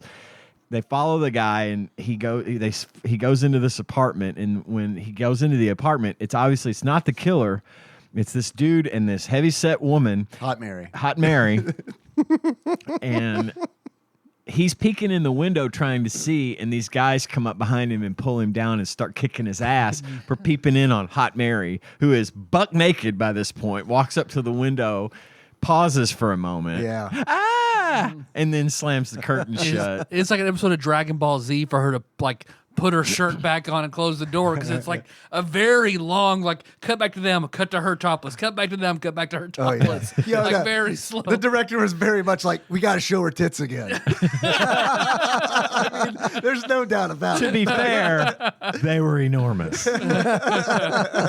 Got some screen time. They did. They did. So they're going to pay this guy off because this young girl is in danger. They go to do the drop, and it goes badly, and the girl dies. And they actually show a scene of them pulling her out of the hole buck naked. Yeah.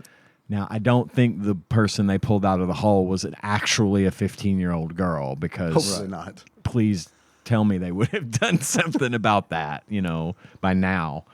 Hot Mary was at least 30. Mary was at least 30. But so after that, the guy goes crazy. The killer goes crazy, and he sets these demands.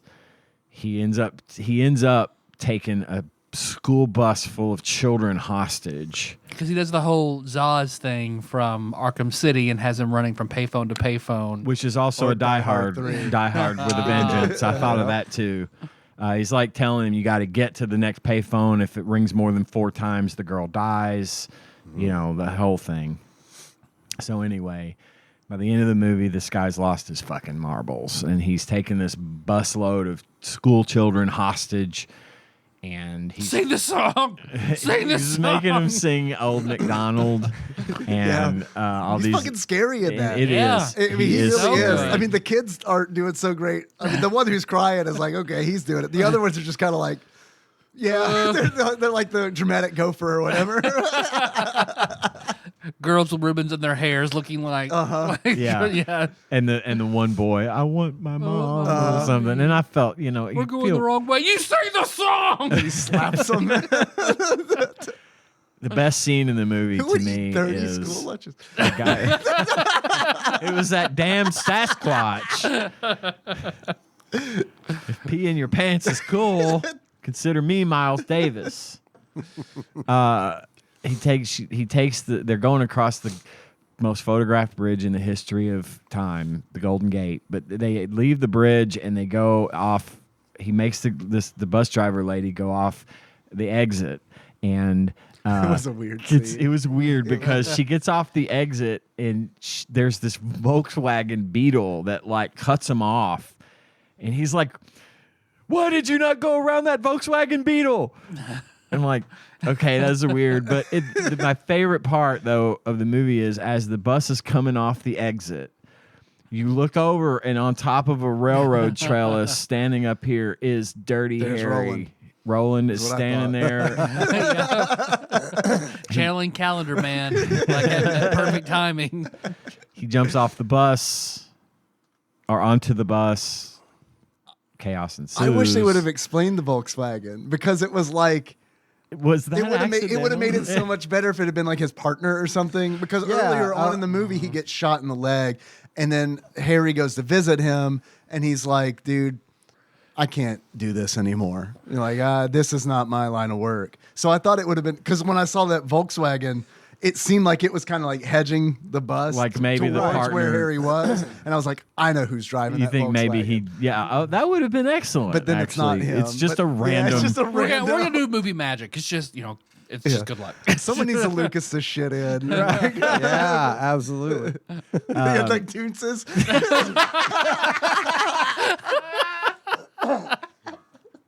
Toots is the driving cat. Thanks, Toonses. I feel like that was a missed opportunity. Definitely. Of Dirty Harry with Toonses as his partner. The only partner I've had for a long time is He's the only one I've ever fully trusted. That can't be that difficult to edit. And the worse really it looks, the can't. better it is. God, 'Cause, I you, know you could just like cut to a front view of that Volkswagen with Toonses driving it, and then cut back to the movie. Tootses is the serial killer that he's chasing. Tootses is the serial killer, and he's chased him, and you see him drive off the cliff. It's the same exact movie, but this is how it's pitched.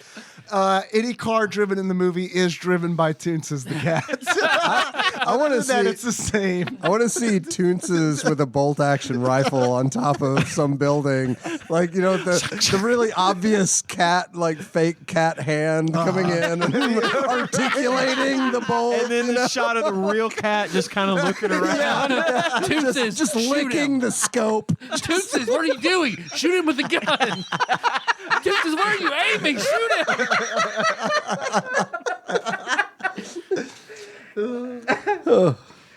Bring back, Bring back Tootses. where they're on the roof that they find the killer near the beginning of the movie, and it's like the police are flying a helicopter, and Yeah. they just let him He's getting get rid- away. It's like he sees the killer sees him, he's like, oh, and he runs to the stairs to like He's- go down to the bottom of the building, and the helicopter's just like, I guess we fly away now. Yeah. Well, helicopters fly. That's a building. Right after that, he's like, how did the guys in the helicopter lose him? And Dirty Harry goes, they must have been talking or something and not paying attention. I was like, what? They're in a helicopter. I know. They don't have to do anything. They just stay Hey, right you. there. They can see where Stop. he's going. Yeah, they're like, hey, you there. Stop what you're doing. It was, Oh, no. He's got a gun. Like, I mean, He's he's like, literally run and then after he's running away with his rifle in his hand and his case in the other, like he's running through the fucking streets with his rifle. It's like y'all lost him. No one saw the guy Yeah, with man. the rifle. There's like 10 guys with rifles running around like every This block. is 1971 San Francisco. What do you want? I'm still stuck on if Clint Eastwood hosted SNL and they show the movie where the serial killer is hijacking the bus. He gets on the bus and Toons is driving the bus. Oh my god. oh, everyone in any car in the movie is driven by Toonses. What? Yeah, Toons says he drives our kids home from school. Somebody please make this because Toonses was one of my all-time favorite things. Oh, yeah, and Toonses is combine that with Dirty Harry. I haven't laughed that hard in a minute, y'all. That's good shit. So at the climax of the movie, the end of the movie, Well, whenever they go to him again, whether it's like, all right, take him the money, take him everything. We're paying him. He's leaving. Harry, you want to do it? After we just said, Harry, stay away from him. Harry, you're doing this. Harry, you will be our delivery man? Like, Yep. what? Yep, I'll do it. I promise. This time, I promise I won't cause chaos and We only had 2 cops and your partner quit, so you want the job. He corners. He gets the guy cornered. He shoots him. He shoots him in the leg, and the guy's With the down. 44? Yes.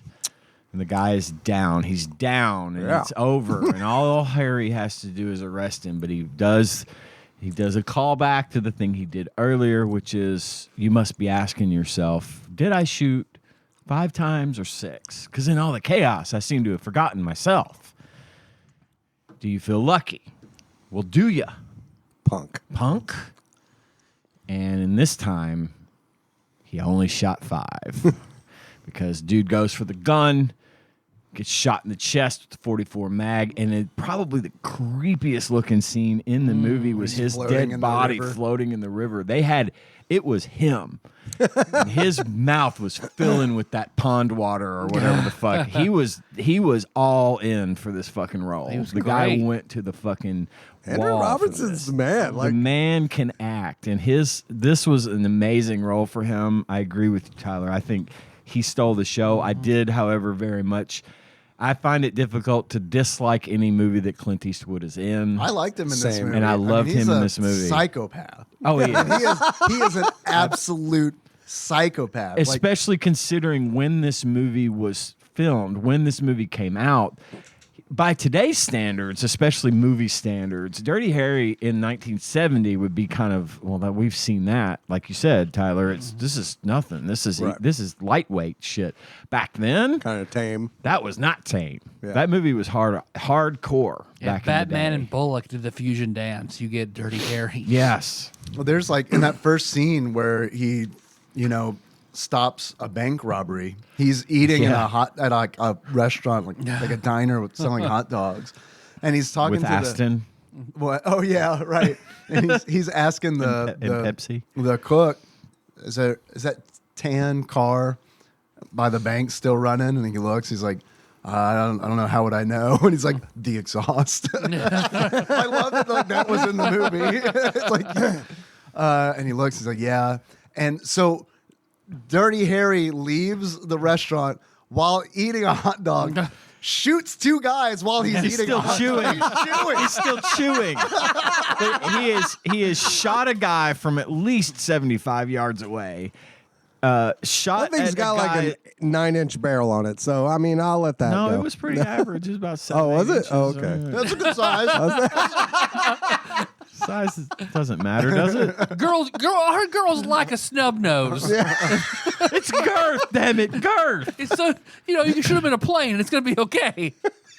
He shoots a lot of rounds. He Like a big chamber and a snub nose. he real shoots Garth at Brooks. these guys that are driving at him, and he wrecks the car, turns it up on its side, and everything. Whole time chewing on his hot dog bite. Nice. I mean, He even gets into the right stance, like legs apart, arms Yeah. forward. Bam! It's great. I It's love it. awesome. I mean, I it's love it. amazing. well, you got to be ready for the recoil of that thing. So Yeah, It's you really do. the most powerful handgun in the world at that time. I thought it was a great movie.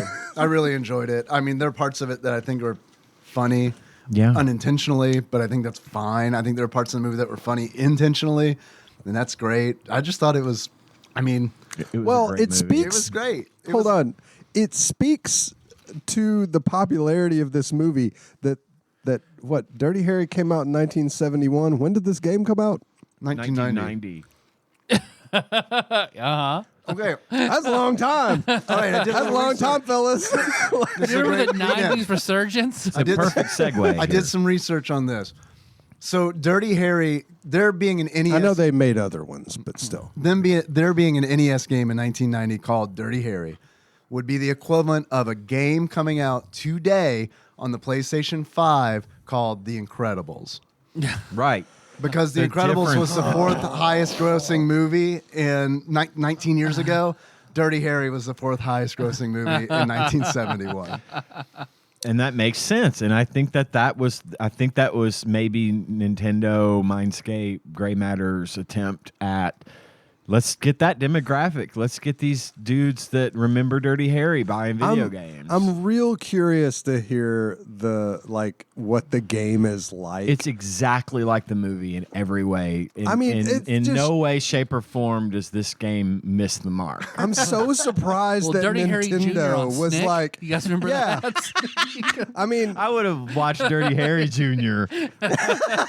way better than I would have liked James Lil Bond Dirty Jr. Harry. Lil Dirty Harry.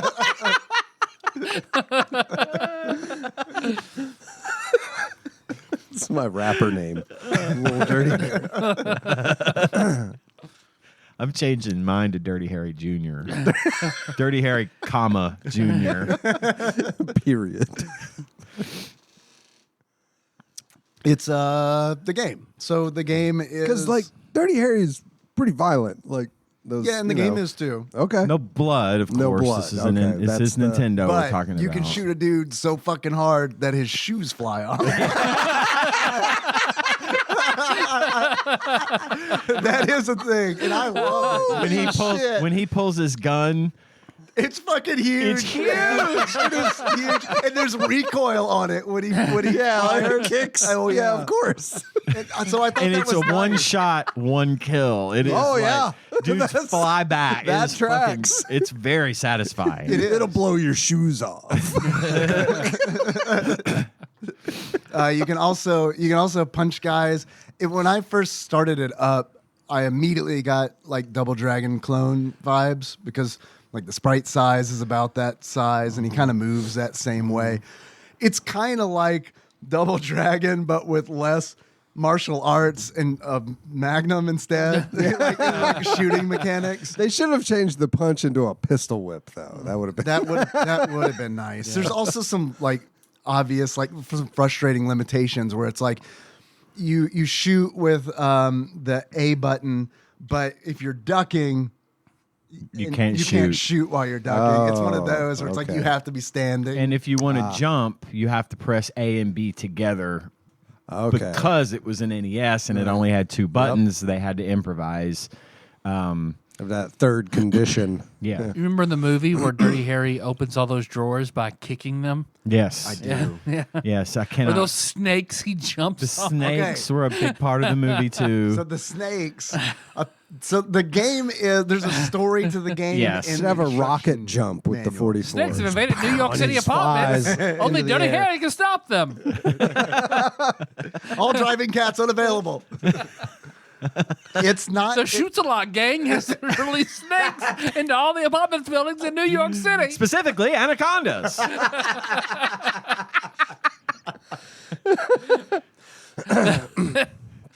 They've hidden snake poison in all the drawers all over the city. If you were going to say that Sorry, there was go a ahead. story, you were talking about the story of the game. Yeah.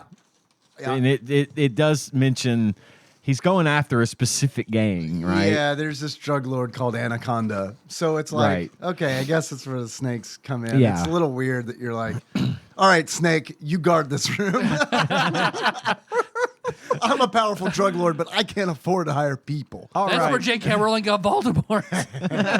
My henchman budget's super low this month. All right, relatively slow-moving, non-poisonous snake, you guard this room. And if he comes in, make sure you coil around him. And they don't even do that. It's just snake. Snake bad. Yeah. Snake equals bad. Yeah. Jump snake.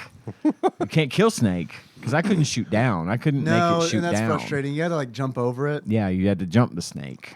and I got pretty frustrated. 'Cause That's where the game snake's jumped the fast shark. And, yeah, it's yeah, it's, all right.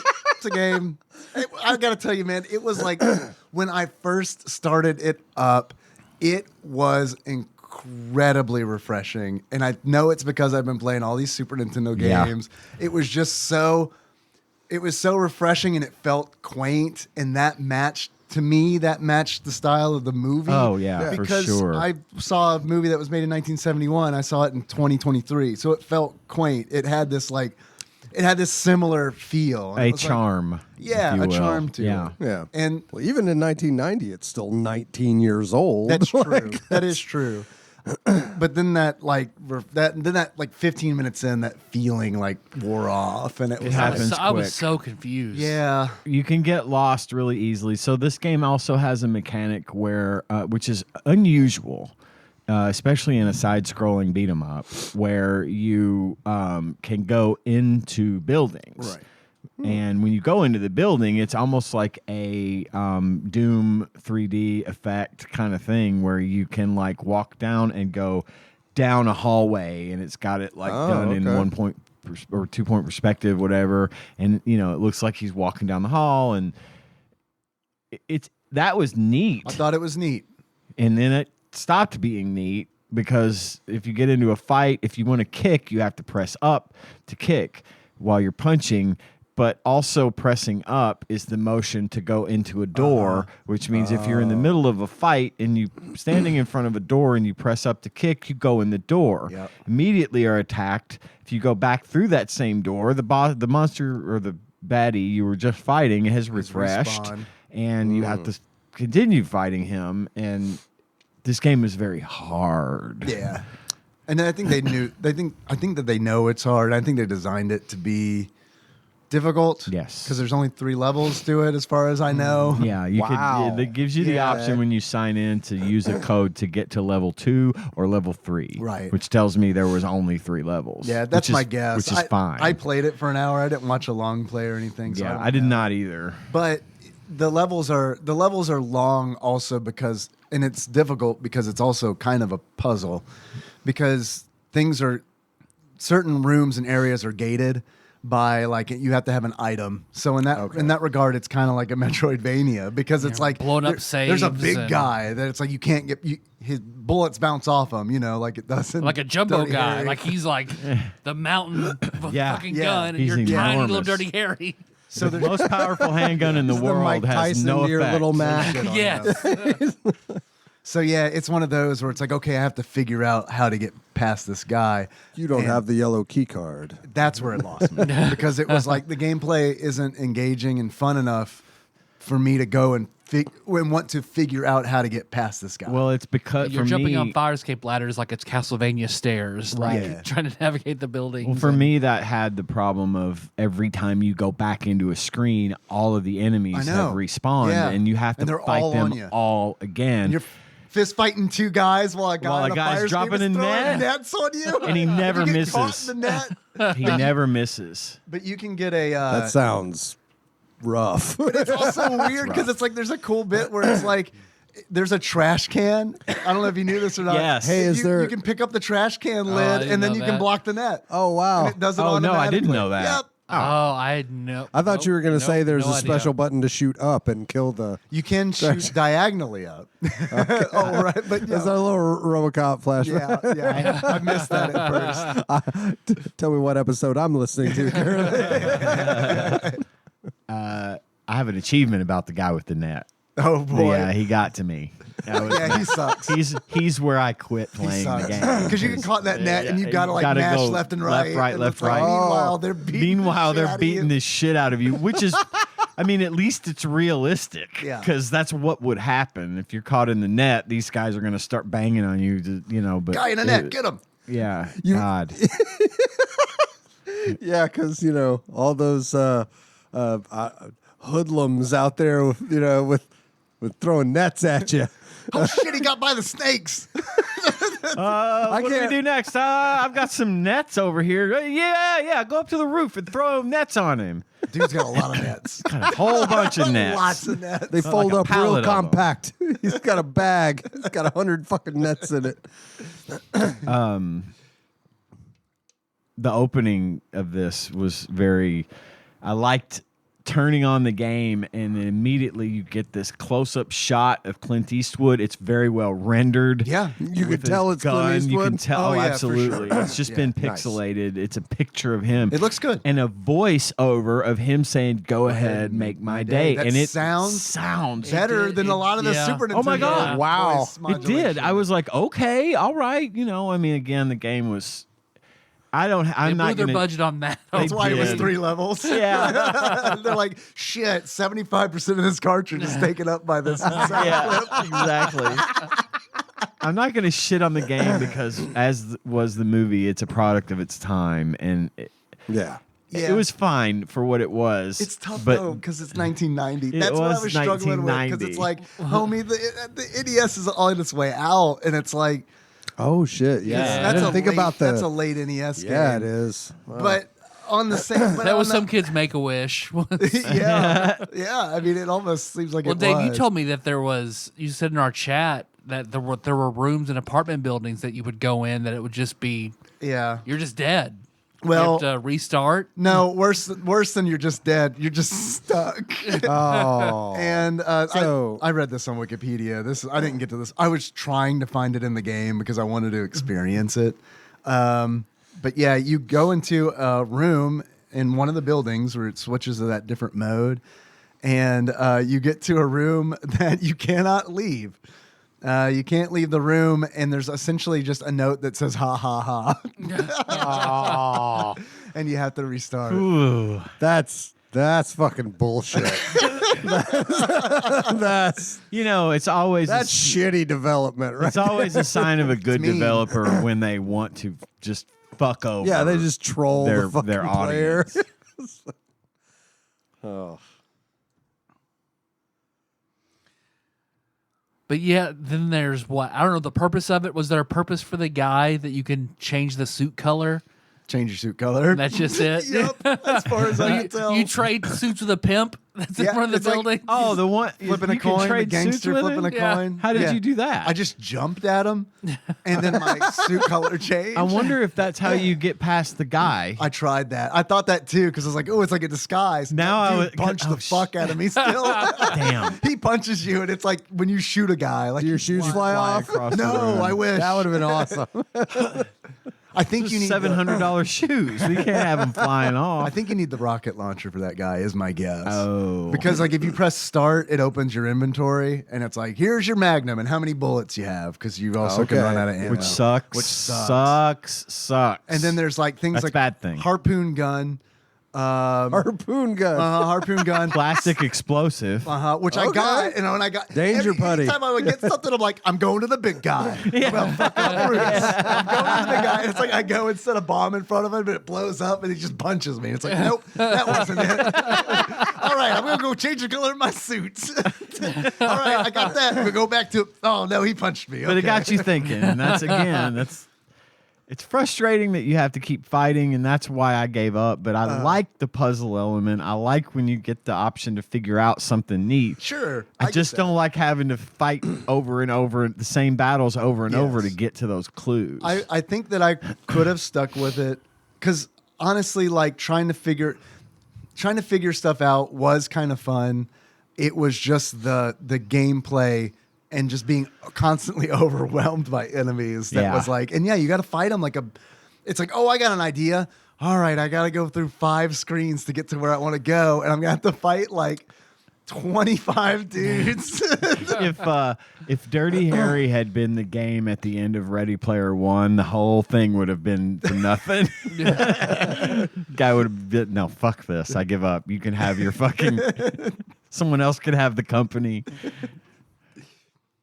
And like the little discoveries where it's like, I know like when I discovered that you can break open crates and boxes. That was nice. I thought it was cool. It then became a kind of a pain to do every time, but it was You had to neat be where it's like, pretty holy shit, I precise. can like kick a box open that's in Yeah. the background. It's like, that's Oh, neat. okay. Yeah, that is Because cool. I was like, Well, environmental. what am I Yeah. supposed to stuff do there. here? I've run out of bullets. There's no health. There's nothing. And then I accidentally kicked a box. I was like, hey, Oh. I kicked that box. I can interact with this environment.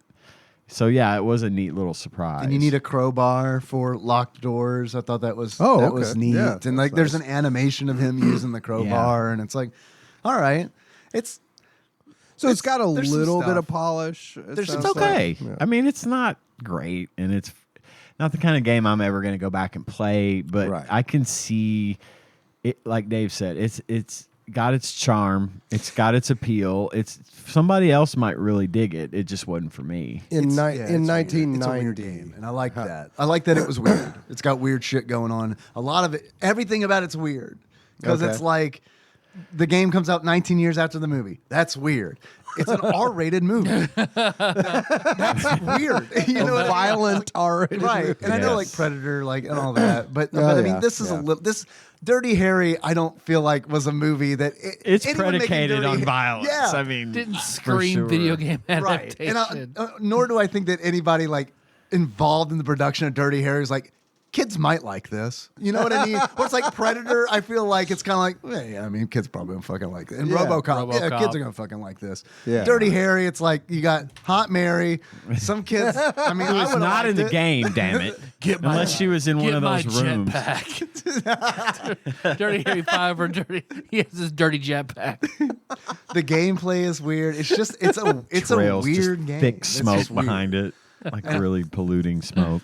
And I like that. I like that it's weird. I don't I think do it's a good too. game. Apparently, there was something further on down the line where you could like drop down levels or something. I don't know what it is. I got stuck in the sewer level. Like you can't get out. I don't know how. You need I, a flashlight because when you go in your inventory, there one of the items is a flashlight. Fuck. The inventory is confusing It because is it's like confusing. you're showing me the thing, but I don't have it. So I guess I only have it if there's a number below it because the Yeah. crowbars are like that. Yeah. Where it's like they'll show you a crowbar, but it's just the number below it will indicate how many you have. Okay, You know how so, breakable wait. crowbars are. Yeah, I was going to Right? say, Going like, through crowbars are nobody's business. consumable? Yeah, Who the once per fuck has door. more than one crowbar? Dirty Harry. Harry Callahan. He's carrying around 5 fucking crowbars? How many crows bar do you have? He's got a Diablo inventory. a murder of General. crowbars. A murder? It's pretty fucking good. Oh yeah. Hell yeah. Carrie, yeah. how many crowbars have you got? A murder. And it's like, I just can't imagine a door strong enough to break a crowbar. Well, especially in this apartment Blows my complex. yeah, right. You'd think The a strong tenement- wind would break down most of the doors in But the this tenement apartment also has complex. like laser floor traps. I know.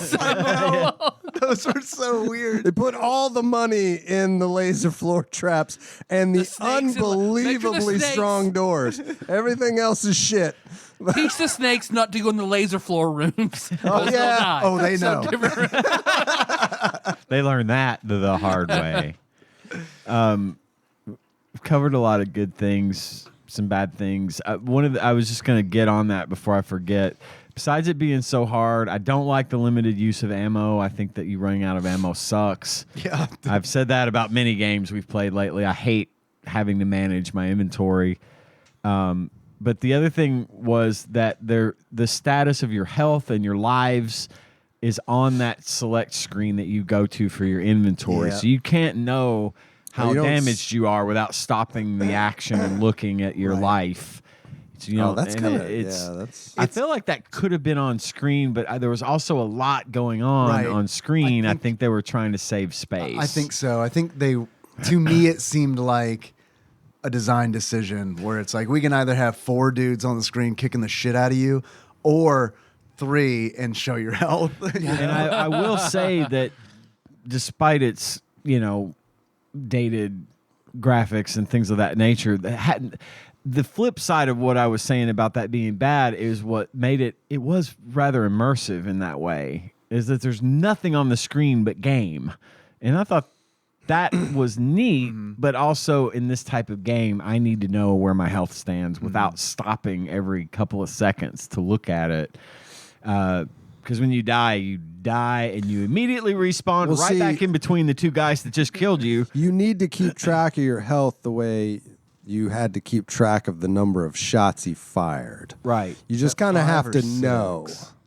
Is it 5 or 6? Was I hit 5 or 6 times? Do I have 19 bullets or 4 bullets? Do you feel lucky?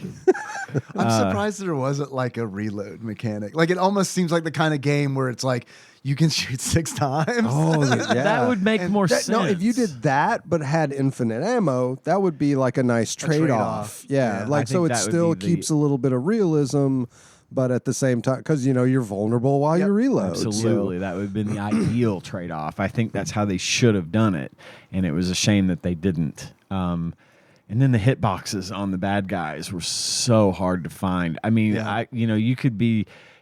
you almost had to be touching the other, Oh yeah. the enemy before you could hit him. If you were anywhere back from him and you go to punch, you just whiffed it. And Good then- news, though. They're way faster than you. Yeah, because at least the AI was smart enough to know when you whiffed, so that they could immediately start kicking. Yeah, your make you pay ass. for it. Yeah. It was tough. And It was something tough. else that I struggled with was because where this thing where it's like it wouldn't let you, if you started the attack animation, you couldn't cancel it. So it's like if you're throwing a punch one way and it's the wrong way, and a dude's coming up fast behind you, you can't cancel out and turn around and hit that guy. You just got to be like, well, I just have to wait until this punch goes all the way out, comes all the way back in, and then I can turn around and hit this guy. It's funny that a guy carrying around 5 crowbars would be punching people. We got to save those for the doors. Oh, because they'll break if you hit somebody with them, right? Absolutely. Those people are harder than doors in this case.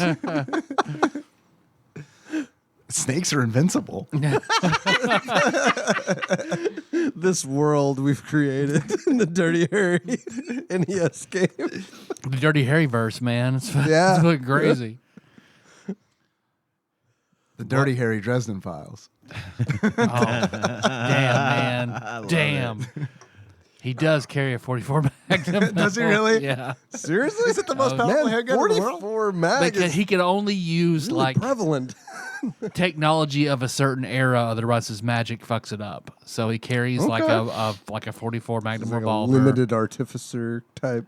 Yeah, he only drives around, at least in the early books, a Volkswagen Beetle because A green Volkswagen Beetle? blue. Close. So close. Now we had our crossover. Right. Which breaks down a lot because his magic interferes with it, but he bought it because it was the most easily repairable Yeah. at the time or whatever. So, yeah. Dirty Harry Dresden Files. I'm a wizard. There's not a whole lot. Harry. I'm a wizard. Dirty Harry. Levels. Hagrid was driving the Volkswagen. Think about it. Think about it.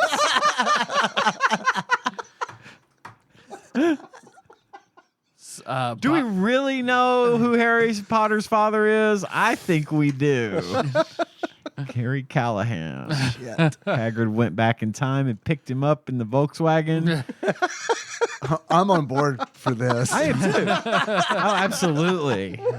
Someone call J.K. Rowling and tell her not to write it and get someone else to write this. Well, that's what we do. AI can do it. Well, what if Harry Potter was instead Harry Callahan in the Harry Potter verse? It'll happily write it. At that. I feel like I was made for this. Finally.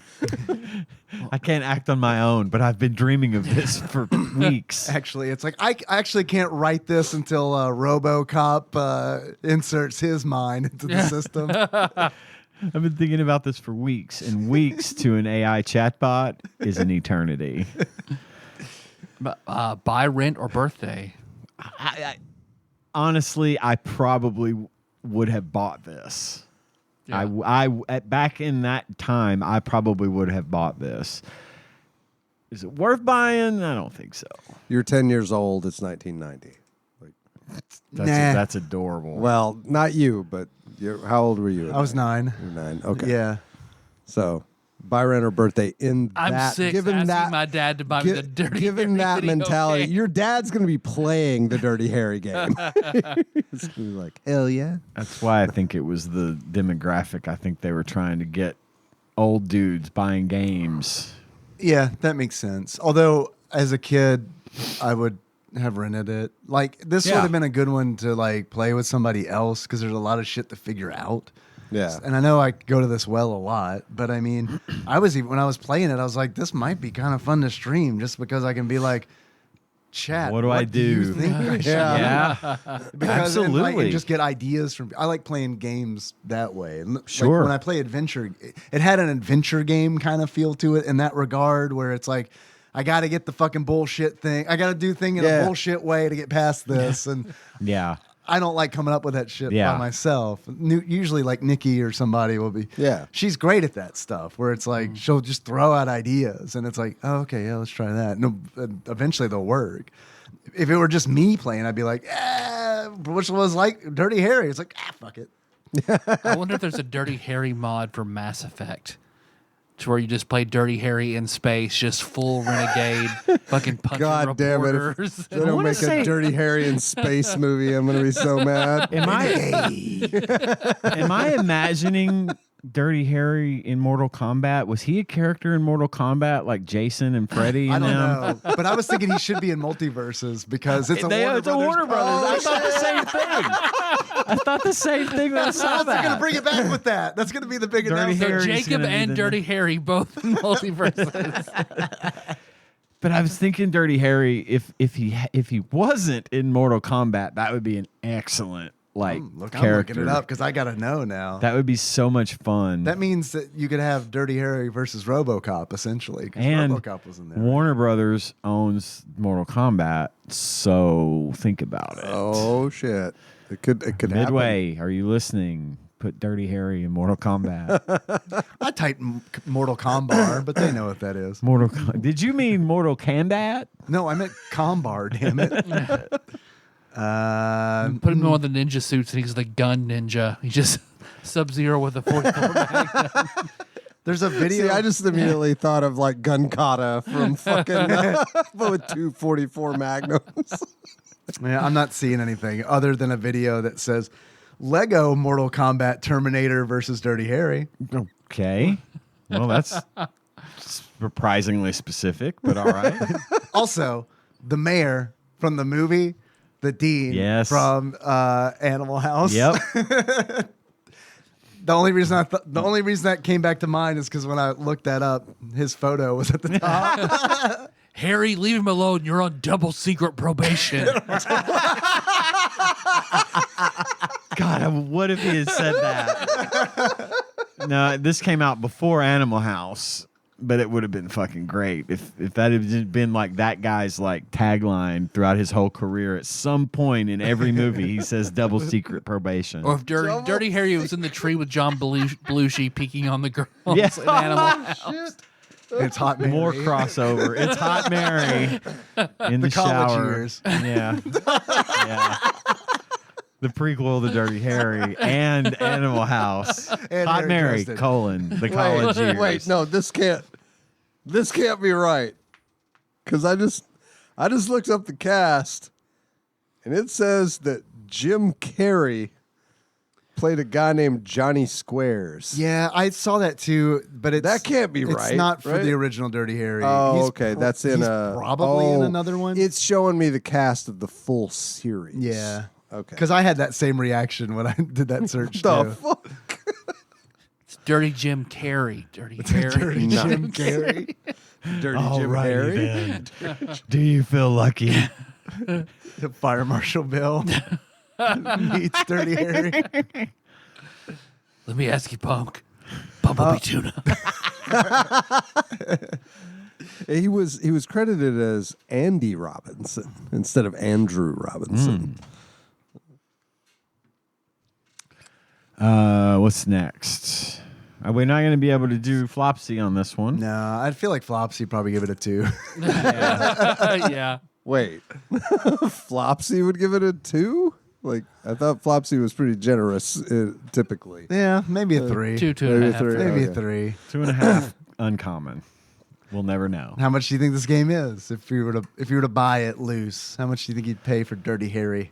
I feel like this one's probably going to be a little bit pricey, although I Yeah. tend to find myself in the mode of Super Nintendo loose cartridges Sure. in a niche that I'm not actually a part of. But I'm going to say 90 NES game. I'm going to say this one might be $43. $43. Yeah. Okay. What do you think, Tyler? 33. $33. John, going 23 Or 53. or 53? I'm going 53. 53? Yeah, 53. $3. 53. What is that in 1971? $200,000. A mortgage. A year's salary. You could have this game or a console television. Or send your child to college. There you go. It's about to say color console. Buy your wife that With a diamond ring remote. she's always wanted. actual retail value of Dirty Harry for the Nintendo Entertainment System, loose on average, according to PriceCharting.com at the time of this recording, is $12.62. All right. I only missed it by $30. Ian takes By it. that much. No, Tyler took it. He went low. Tyler gets it. Well, yeah. Only off by $21.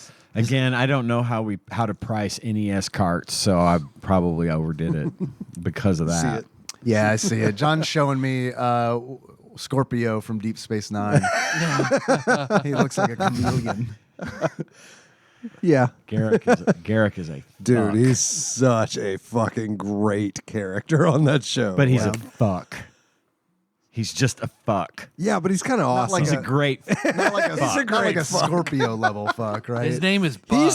He's He's on a more sneaky, a sneaky conniving level than the actual outright violence of Scorpio. But he plays a good psycho, and he does that in Deep Space Nine. He should have won an Emmy for his dude. performance I'm as telling Garrick you, in like that he's show. so that character is so multifaceted in that show Yeah. because it's like he plays a guy who is like he's been outcast by the Cardassians. That's why he's on Deep Space Nine. like So- Rob Kardashian. Yes, yeah, exactly, exactly like that. But like he's he's there for a reason, and he's been sort of cast out, and he has this like past, like he was sort of in there, like basically like the CIA of the Cardassians, like, and he's a tailor. He runs a shop where he makes clothing in the 23rd century. It's like, I mean, you gotta wear clothes, right? yeah, but who's, they have replicators and shit. It's like, really? You want this dude to make It's your artisanal. dress? It is. I guess that's the draw, I suppose. But Like this podcast. Just homespun. This podcraft. I've often compared this podcast to artisanal. 23rd century Kardashian tailoring. Garrick is a fuck, but I love him. He's such a good he's character. such a good character. Anyway, Is it worth $12? Not Gareth. Garrick, sorry. I got The I feel like Office it's- and Star yeah. Trek I feel like mixed this up. is a good collector conversation piece. Yeah, it's worth $12. I'd probably buy it. I'm not gonna go out and seek it, but I'd like this one. If I had a collection, I would like this one to be in box if possible, just because I think that would be Set it by the nice movie. to have it of the with movie the in movies box. and stuff. and yeah. then you get the instruction manual that's riddled with spelling errors Oh and my typos god! in it.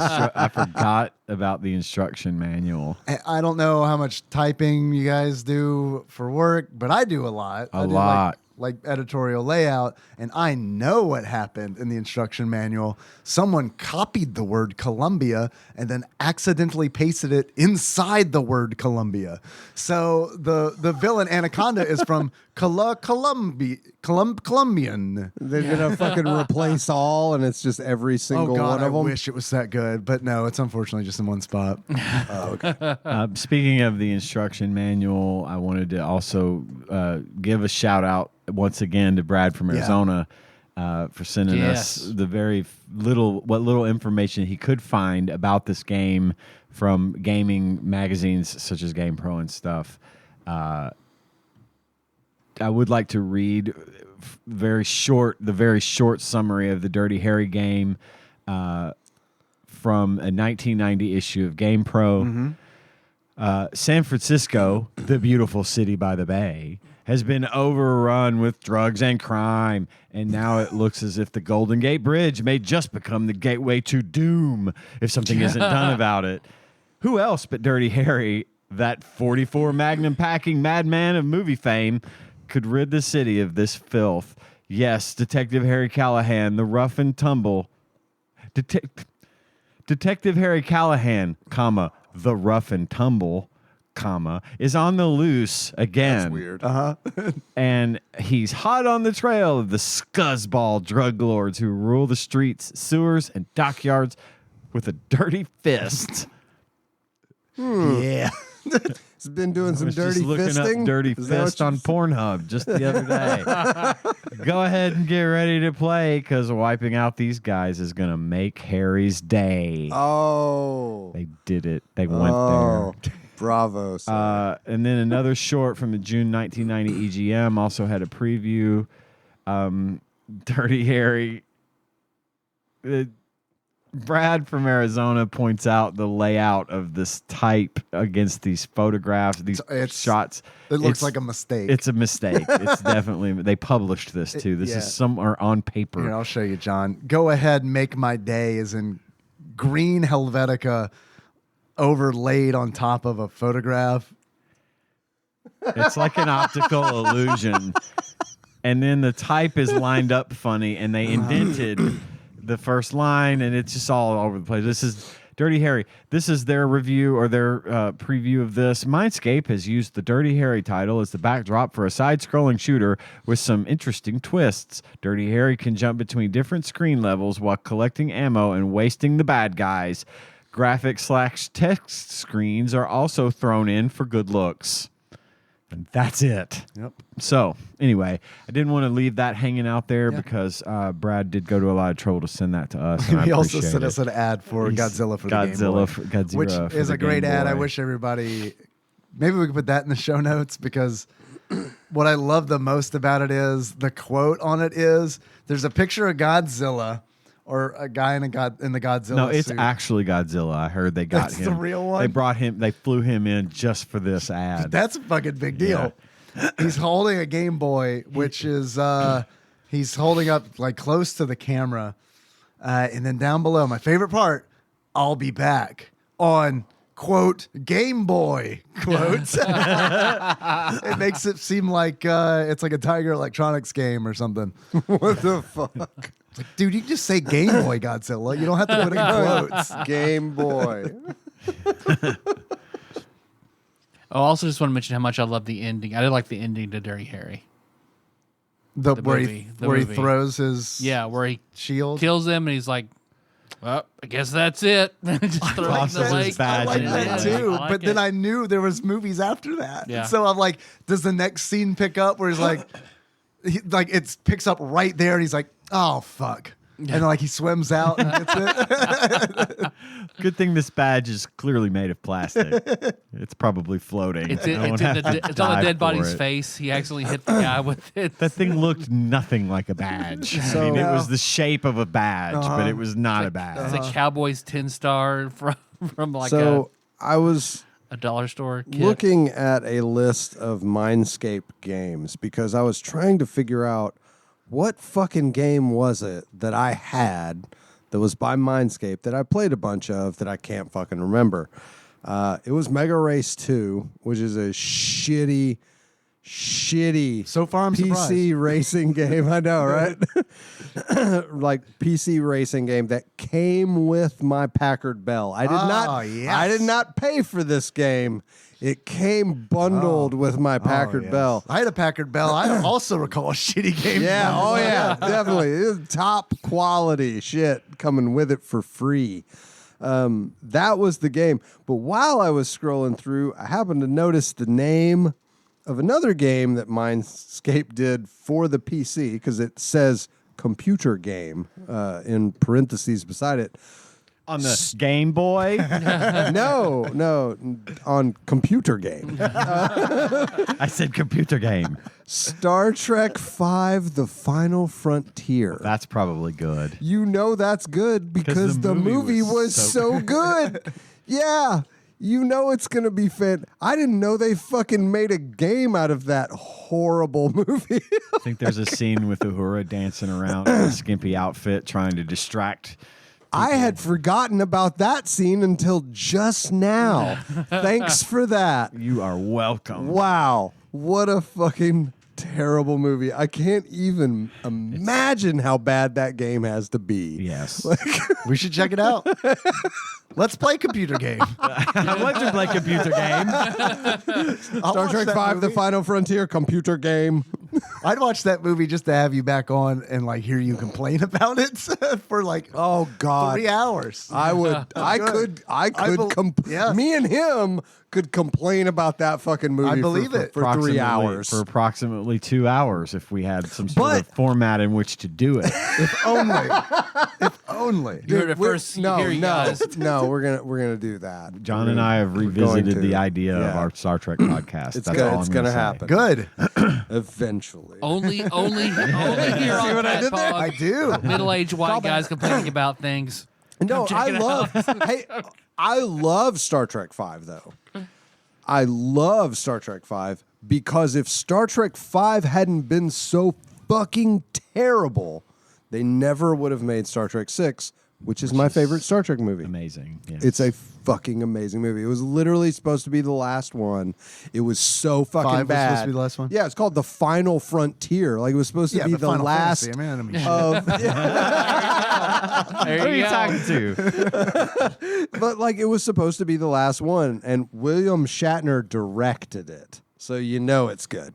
But anyway, it was so bad, literally, that Paramount was like, "No, we can't go let out this like that." iconic fucking series go out on this note."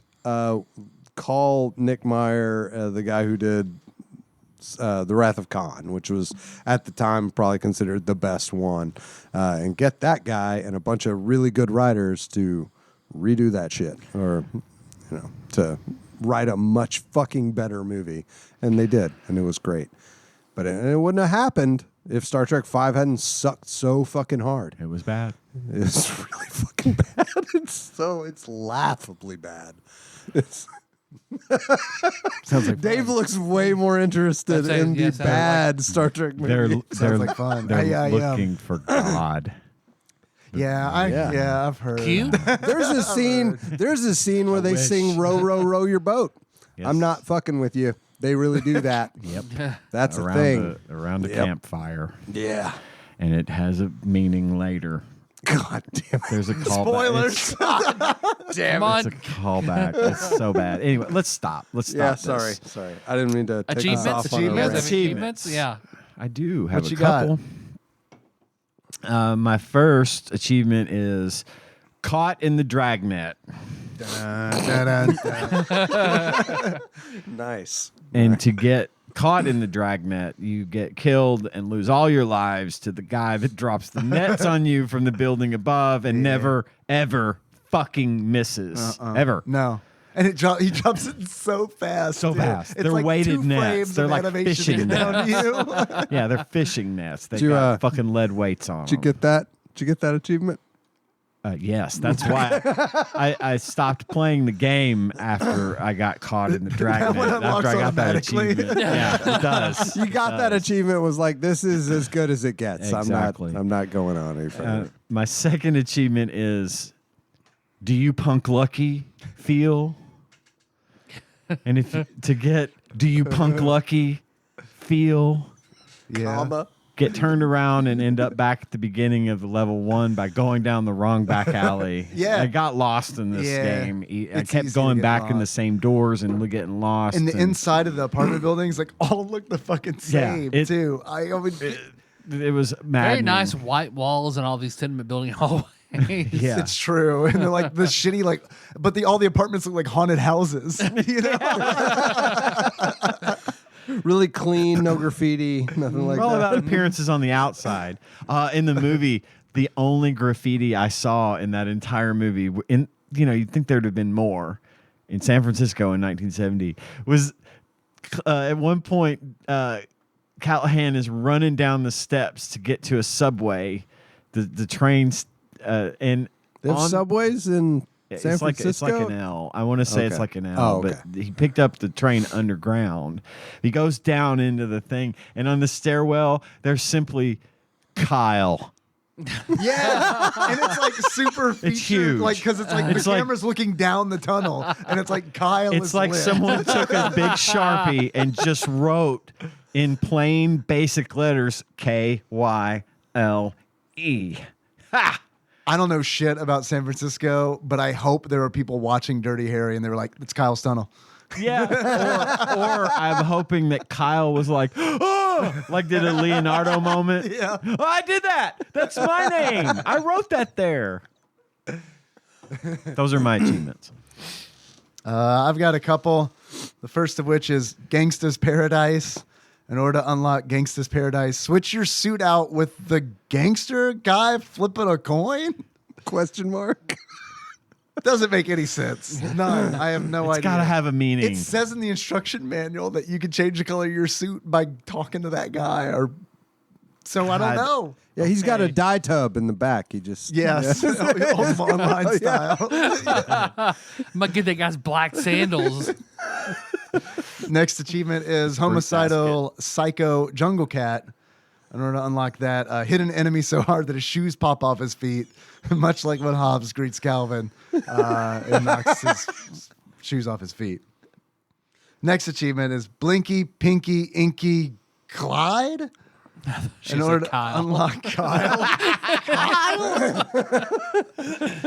In order to unlock Blinky, Pinky, Inky, Clyde, you use the password Clyde to get unlimited lives in the game. Ooh.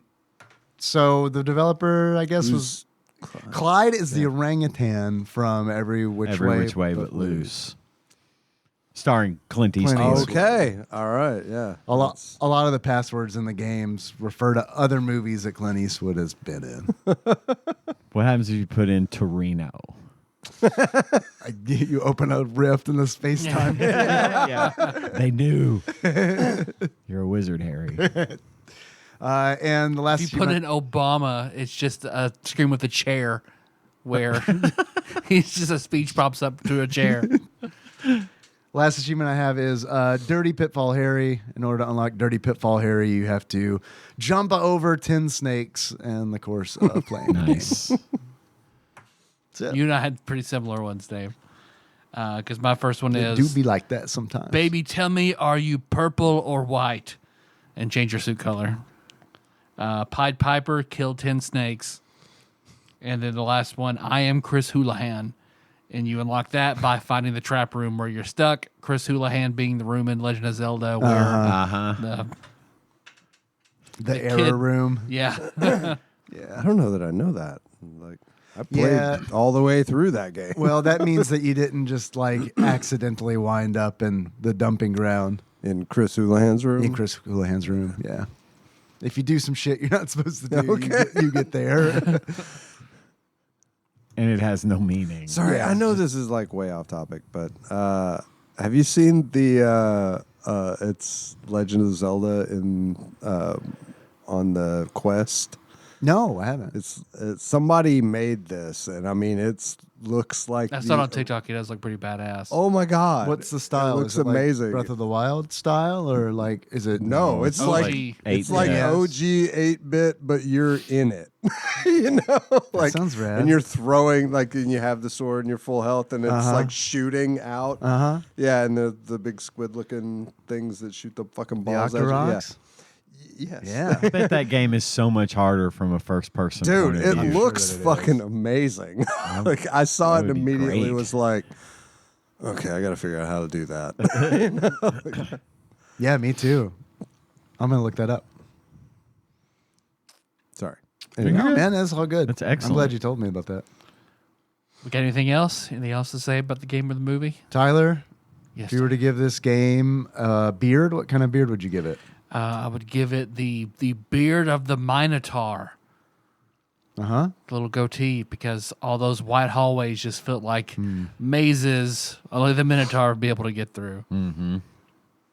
If you were to give this game a pair of glasses, I would give it the visors from one DOS Mega Man because of all the bullets, slow-moving bullets from all the enemies on all the screens all over the place. The 44 Reminded me Magnum of- is known for its low velocity.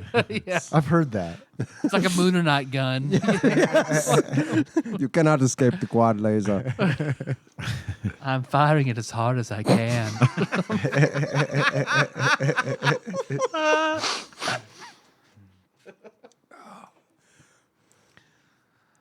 Well, Like we World? said, next week, Wayne's World. Hell, Excellent. Yes. Hell yeah. Party time.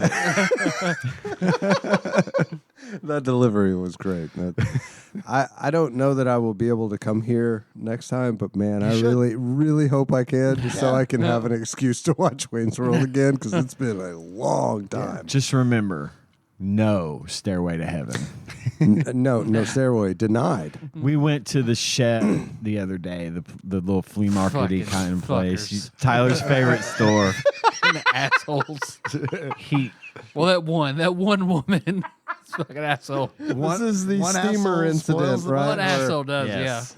yeah. Spoils the bunch. Yes. That huge ass steamer is still in the back of my kitchen. I'll save it for the stinger. I'll tell the story in the stinger. Okay. Because we need it anyway. Well, thanks for listening, everybody. You can find the show on iTunes, not SoundCloud, not Stitcher, but on Spotify, YouTube, all over the goddamn place. All this stuff go on, but most importantly, Patreon.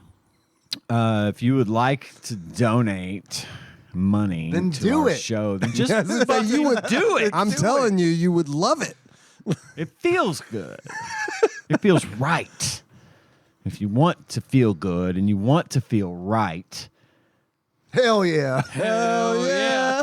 go to patreon.com/tadpog or pisstasters.com. Taste the piss. Are you happy, John? I did the thing. I just paid $20 to fucking renew that shit. Wait, that comes out of our pocket. It doesn't. It should. Yeah, I love It it. Though. should, Dave. Every time I listen for it. Like when I hear him say, as soon as he says pisstasters.com, I'm literally mouthing the words like I'm driving down the road.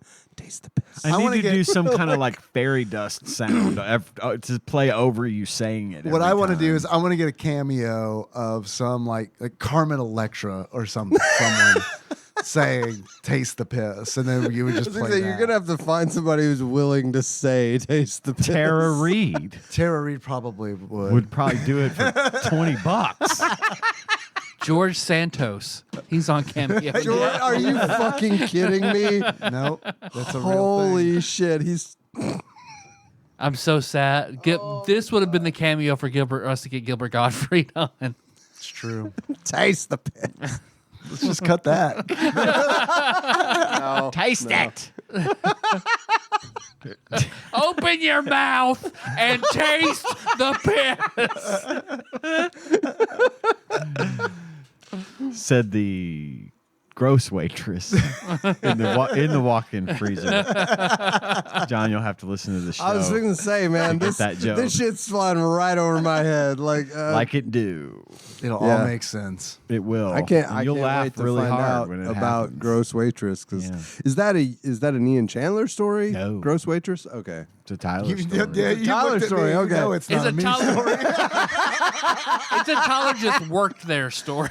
It's a what? Tyler just worked their story. Oh, okay. Okay. Well, I'm really looking forward to hearing that. Well, speaking of $20, Her dad also worked at that house, which made it even weirder. Her dad worked there. He could have walked into the walk-in for all she knew. Whoa. Okay. All right. Was he gross? I feel like I know where that's going. He was not as gross. He's a man, so it's He was different. just an old man who took everything personally. Oh, okay. Including when people would say how gross his daughter was. Hey, your daughter's in there blowing. Your daughter's in there blowing someone, and she's gross. I take that personally. Hey, seriously though, if you're blowing somebody in the walk-in, you better be pretty good at that. It's cold in there.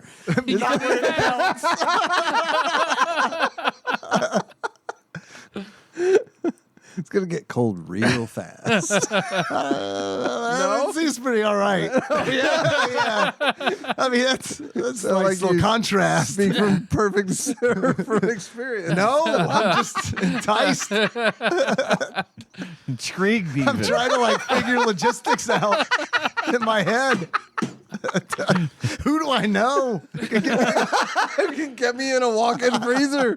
Just go to the Waffle House right now. Hey, And I I heard there's a promise thing you that could you get a guys do here. blowjob in the cooler. I've got keys to a walk-in Wait, it was right a huddle now. house, right? Wait, was it a Waffle House or a Huddle House? Huddle House. There we go. This is a little trashier. Yeah, the Huddle than House. Waffle That House. is. Have you been not to a the Huddle Waffle House House on the anymore. South Side? Oh, yeah. I would take the Pepsi challenge with that shit any day of the week. Remember the Huddle House on exit 3, though? Yes, sir.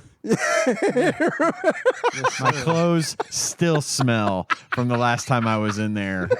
So, yeah, I get it. You win. Fair enough. It's a Mexican joint now. Yeah. Yeah. It's a good one. El Torito. Yeah, I like El Torito. It's good shit. So, anyway, speaking of $20, we have a number of people that donate $20 or more per month to the show. We refer to as our executive producers. And I will read that ever-shrinking list right now. So you like that? Me being passive-aggressive. It's something I do from time to time. Not you. Plinko, Nick Price, Cubicle Monkey, Cthusiast, Jeff Myers, Joseph Phillips, Gamebug Prime, Nathan Eaton, Matt Gentile, a.k.a. Gentle G, Louisville Correspondent, Princess Consuela, Banana Hammock, Flavor Trick, Taryn Dahl. Congratulations on your marriage, and thank you for all the lovely comments about the Tiffany story I told last week. Pinball Airplane Archmage Chris Edler. We're sorry you couldn't be on this episode. By the way, I received said Tiffany gift. It is safely at my house. Good. I was Gift there. cards- I was gift there cards worked and all that. for the No, Yes, they hooked you up. worked. I She got was it good. all handled. They Good. took care of it. The thing was sent and is in my possession at my house right now as we speak. So, Fantastic. Didn't have it sent to work and it ended up somewhere else. And no, sent back everything again. everything worked, and I was surprised and relieved because it was a very expensive thing that I didn't want to get like lost or stolen. But anyway, Yeah. Moving on. Taryn made a lot of comments about that in the Discord today, and it was nice of her. Sandwich Pope Phil Hawkins, Drink Smith Joey Webster, and last but not least, Derek Pope Sandwich. Thank you guys so much for your generosity. Thanks, y'all. Once again, thanks to Brad from Arizona. Yes. For sending us stuff. Yeah. We love that you're interacting with us. We love it when people interact with us. And then, of course, as always, thanks to our backlog banisher, Mr. Puzzles, Dane, who freely gives up his time each and every week to put our show on YouTube just because he fucking wants to. Yep. And Thank that, you, Dane. as they say, is that. Hell yeah. Hell yeah. Yeah. So our theme song is Moves by Sycamore Drive. Look at that track. Find that show notes at TADPOG.com. How you guys want to close it out? As Dirty Harry. All right. So until next time. Do you feel tropical? Capricorn. Capricorn.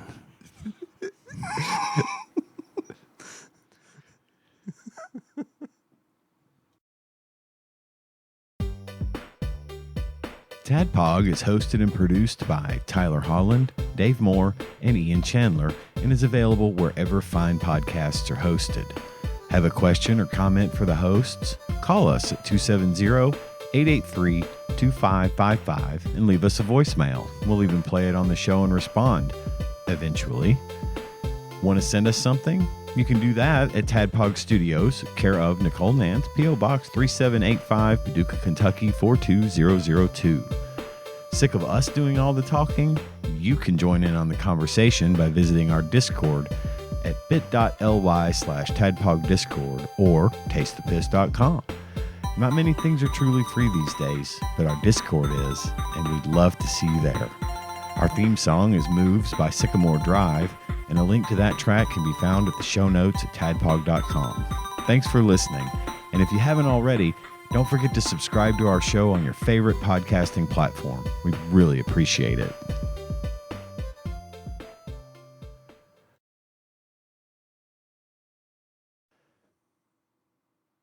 What was I going to talk about? There was a story you There were was going a to tell. thing, yeah.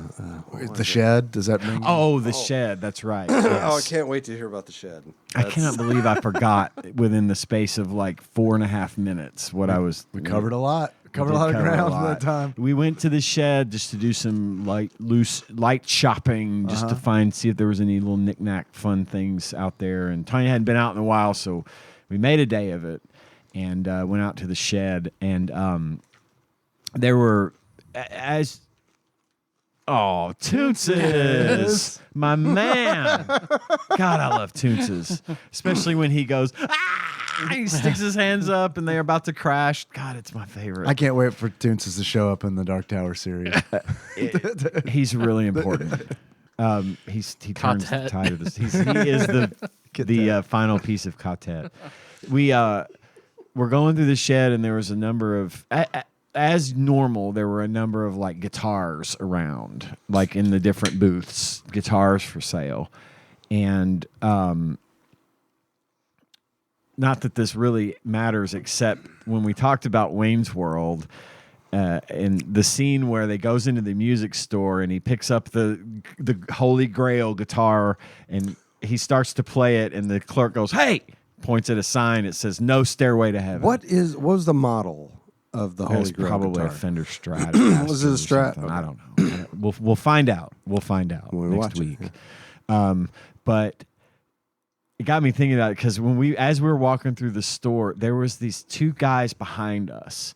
And every fucking single booth that had a guitar in it, one of those guys would pick it up and play the opening like 8 measures of Fade to Black by Metallica. And it's quiet in there, so you can hear that all the way across the fucking store.